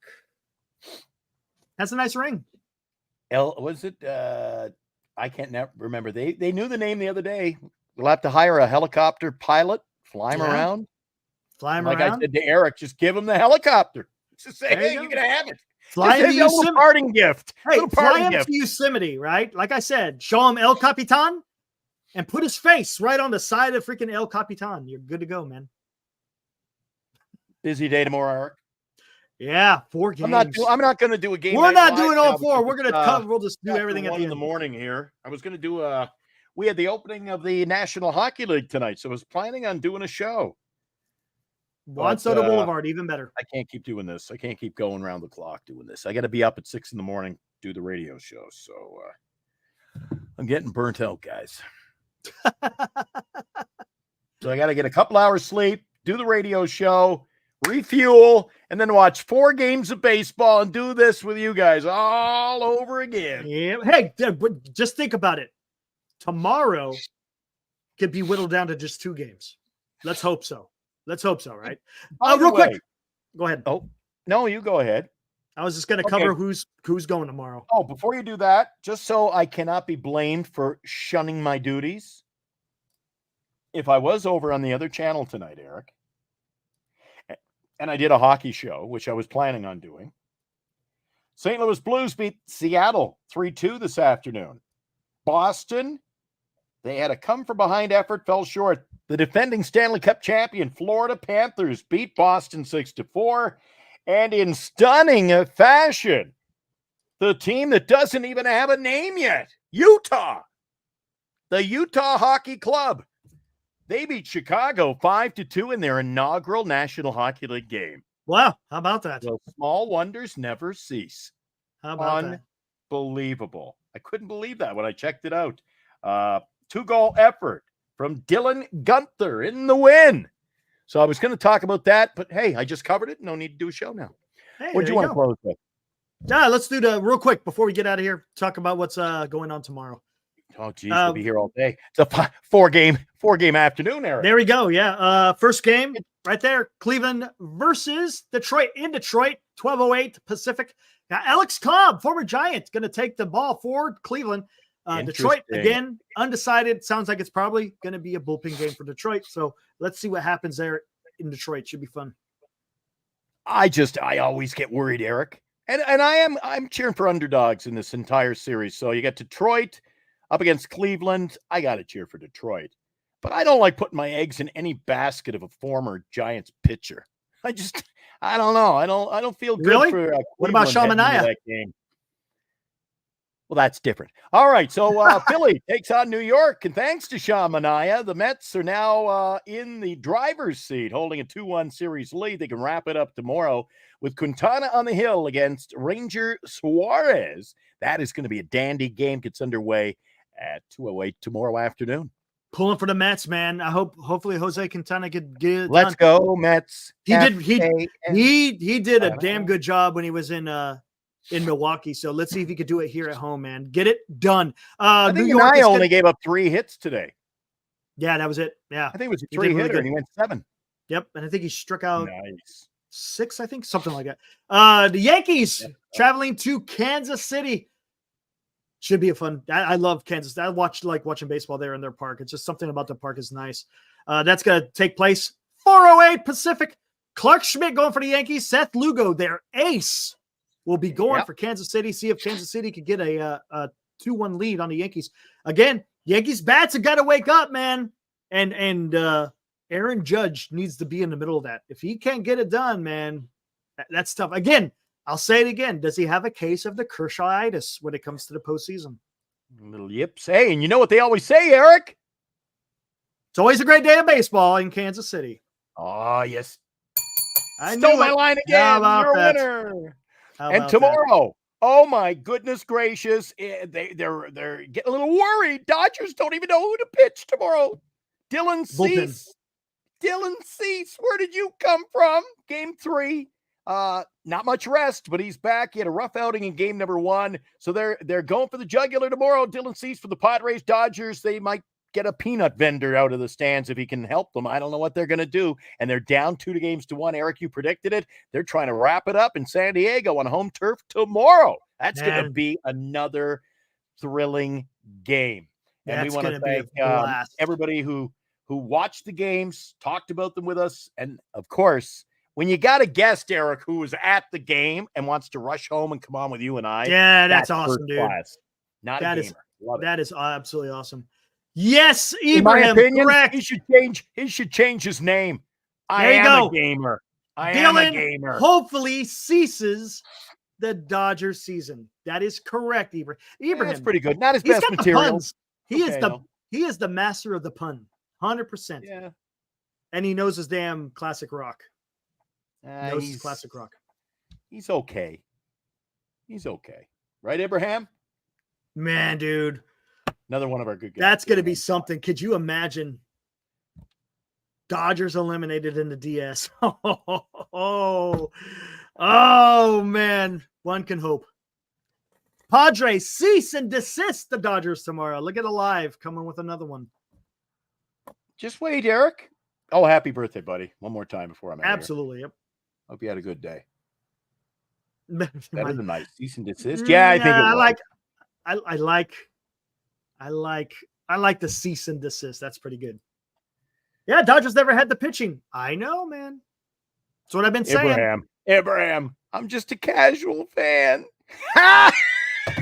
That's his quote. I like that one. You're welcome, Alive. Appreciate you spending time with us. All right, guys, I'm out of here. I got a busy day tomorrow. Back on the radio show. I got classic rock in the morning. I've got the New Wave show at noon, and then I'm going to watch baseball for about 14 hours, and then I'm going to jump on a little show called Playoff Sports Talk live with this guy. Mm-hmm. That's right. Yep. It's going to be a whole lot of fun. It is. Again, Maybe 2 games go final. Maybe 2 series are wrapped up tomorrow. Let's see what happens. All we can do is hope. And I'll be on tomorrow at noon on Northern California Sports and Entertainment Network, NCSE Network. Go over there, like it. Once you subscribe, then you'll know when we're on. We're going to do our hockey preview show tomorrow. That should get underway around noontime tomorrow. And we'll talk about tonight's games because there's not going to be a post game. This one's going on so late. Tomorrow we'll talk about the games tonight, that big Utah win and their debut as a new franchise. They are so new, they don't even have the jerseys just say Utah. They don't have a name, no logo, no nothing. Talk about getting your team on the ice pretty quick. They were lucky. By the way, guys, it's not my birthday. It's Alive Insurance's birthday. Alive Insurance's birthday. Jeez, hey, guys. You gotta spell anything out. I said happy birthday to Eric's wife the other night. Happy birthday, Bernice. No. Yeah, I know. All right, guys, before we get out of here, again, say this one more time. Make sure you guys have your thoughts and prayers heading towards Florida. They're about to get their butts handed to them by hurricane. They're predicting it to be some catastrophic storm event. So, again, think of those over there. Hopefully, they're in out of harm's way. I don't even want to know what it's going to be like. And so, rest in peace, Ozzie Virgil. Grew up watching him play, Eric. Oh, you know who else passed away? Ozzie Virgil was a longtime San Diego Padre, too. So rest in peace, buddy. And Tiant, he passed away as well. Louis. Yeah. He also I was always scared of him. His baseball cards. Oh, and he had that mustache, man. He looked mean, man. He did. I would never ask him for an autograph back then. Yep. Excuse me, sir. Could you do? And then I'd run away. I'd be too scared. Anyway. All right, guys. Let's get out of here. Tonight, thanks to you guys coming in the chat. Thanks to you, Eric. Good job as usual, buddy. Thank you. And look for us around the same time, 9:30, depending how long the game goes tomorrow, since it starts at 6 o'clock. So look for us tomorrow night, guys. If you're in Florida, be safe. All right. Absolutely. All right. Until tomorrow night. All right. You ready? Yep. Okay. Woo. Woo.